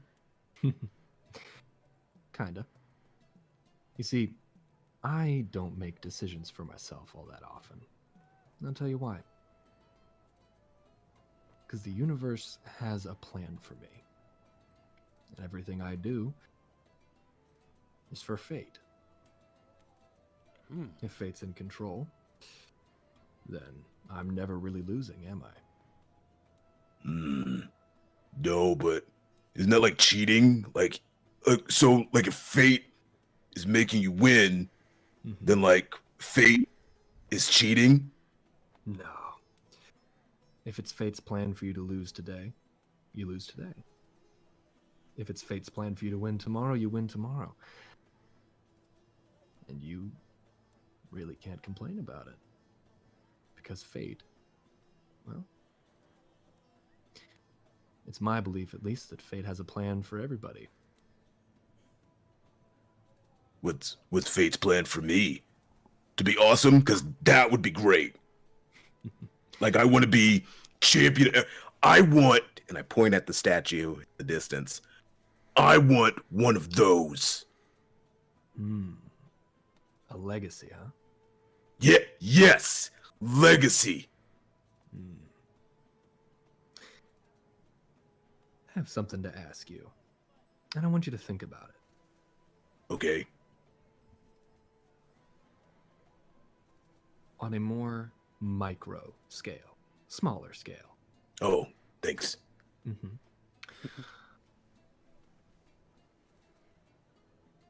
One problem at a time, right? Rowan. You said she's always holding you back, right? Yeah. Ever occur to you that she might be holding you up? No, because if she was, I don't know, like, it doesn't feel like it. Well, one thing you have to keep in mind about Rowan is that she's very, very much older than you, and most likely will continue to live long after you've perished. It's the way of the Tieflings. She doesn't want to see you make mistakes that she can see. Now, is it her place to tell you you can't do something or shouldn't make a decision? No. But she's not doing it to hold you back. She's doing it to hold you up. Now, that's a conversation that you two need to have. Well, I don't want to talk to her right now. Then don't. I'm not saying talk to her right now. But it's a conversation. And now that you know you need to have it, well, maybe it'll help there. I guess. I mean, I'll try it, because you seem kind of awesome.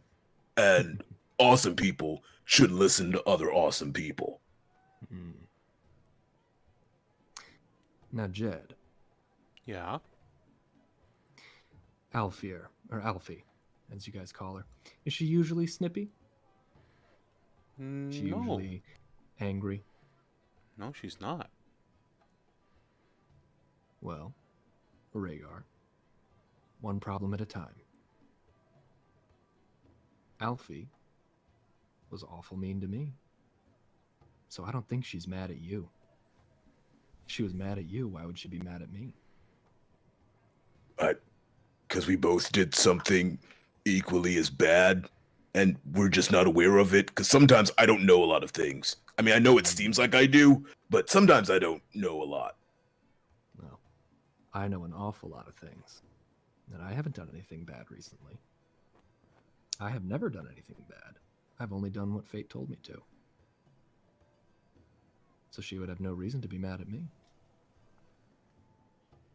And if she treats me, who hasn't done anything wrong to her, the same way that she treats you, the logical conclusion would then be... what? That. Something's and in Raegar, wrong with Alfie. Yes! Tiny Jed with the assist. Simple minds often see the clearest. Thanks, Sage. I like that. You should write a book. Nah, can't read. Ha! Oh my god. Don't worry. One day, you'll read as many books as me. Well, if fate tells me to learn how, I will, but in the meantime, hasn't really been a pressing need in my life. Now then, one problem at a time, right, Raegar? Yes. One problem at a time. And when the problems arise, we let fate decide. Exactly. That's Now, let's deal with this last problem, shall we? You said that you feel good when you're winning, and you don't feel good today. right. Therefore, today you are Not winning. not winning. And you know what I think would be an excellent win right now? What? Getting that letter sent to your mother. And Raegar looks at the letter in his hand. Yeah. I really need to send this to her. Before I start winning again, because I'm gonna win this Church of War contest or whatever it is. I'm gonna win it. And at least I know one person will be proud of me. Me. And he gives a smile. Me too. Two people. So at least I know. Yeah, my buddies. And you know what? What? They may have different and weird ways of showing it, but the others will be too. And Raegar just kind of nods and considers it, but says nothing. Right. Let's get to the tube office. Okay. All right. And really quickly, before we end the session, let's jump back over to you guys as you enter the library for the first time. As you head up to the large gates that are currently open, you see, as you enter the room, a tall statue made out of a dark iron of a hooded and cloaked half-elf figure, very young, that is surrounded by two spiraling staircases that go around him. A raven on one shoulder, and a book held open in his hand. In front of the statue on the ground are 3 glass cases. In each of them, floating in place, as though being worn, are 3 outfits. The first is black leather, dark and cruel, with a flowing cloak that on the forehead has a single golden eye. The second is ornate white spiked armor that seems to shimmer and change color, and with it a staff that is made out of the twisted bodies carved into the wood of dragons, all wrapping and interlocking claws around a gemstone. And the last is a simple tunic and soft pants and a rawhide coat. As you enter, everything is quiet and reverent. And a figure approaches you. A dragonborn, tall with red skin. He gives you a slight smile, glancing at you over half-moon spectacles. Hello. I am Romulus Theron, caretaker of the LSR Fadan Memorial Library. How may I be of service to you?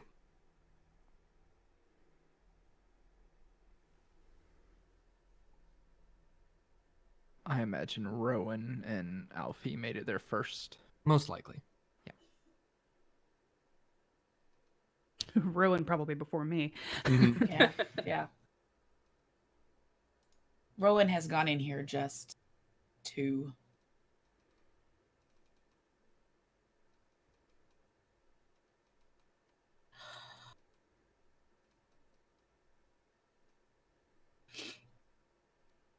I don't know why I'm channeling her so hard right now, guys. Oh, Oh, It's okay.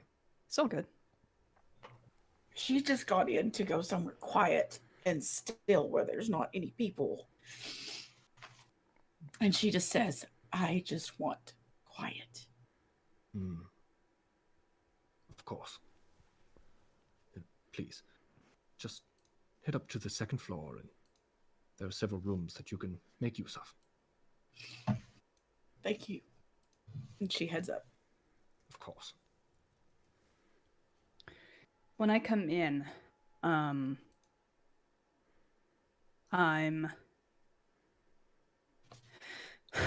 come in soon enough that I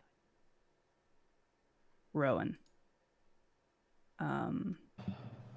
And I make my way, further up the steps or whatever into the library. And I nod my head in her direction as she walks away, and I say, "That's my friend, Dragonborn." Well, if you truly are her friend, I would recommend leaving her alone for now.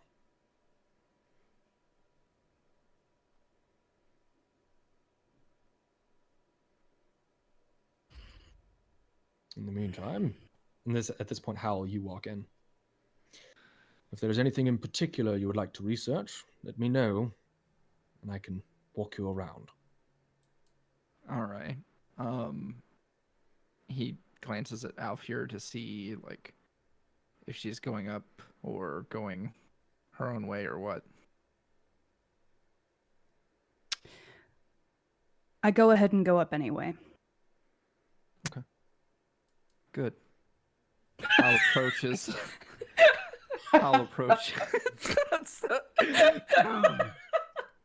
Good I'll afternoon. approach.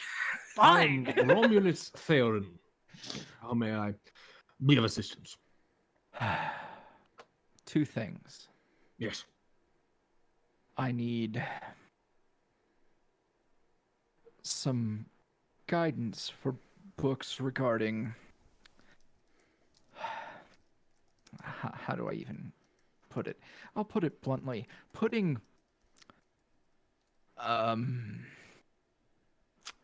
souls, demons, or otherworldly beings into physical items. Cursed And items, then- of course. I need something on the current state of noble houses. Any particular country? No, I don't actually. Just whatever you got, and I'll do the rest. All right, will do. And as he heads to help you collect research material, Raegar, Jed, and Sage go to drop off the mail, and Alfyur goes to talk to Rowan. We're going to call it a session.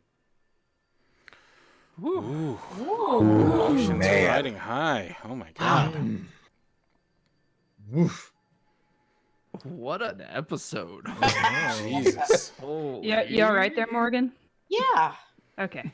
Okay, so just for the record, since there's a lot of people in the fandom who are new to D&D, no one's actually mad at each other, and this is all No, role we're good. play, Oh, and it's goodness, all no. characters. Goodness, no. Please, yes, please do keep in mind. I'm checking in on these guys, and they're all excellent at role playing, and I know that it can get tense, but we are all friends, and we are all checking in. Yeah. So don't. Well, and it doesn't help anything that I'm an empath too. Yeah. You And can get too so, deep into a character. My Oh, wife yeah. gets very attached to her characters, and it's good, and it's very helpful with role playing. yeah, it just makes you a big old ball bag, though.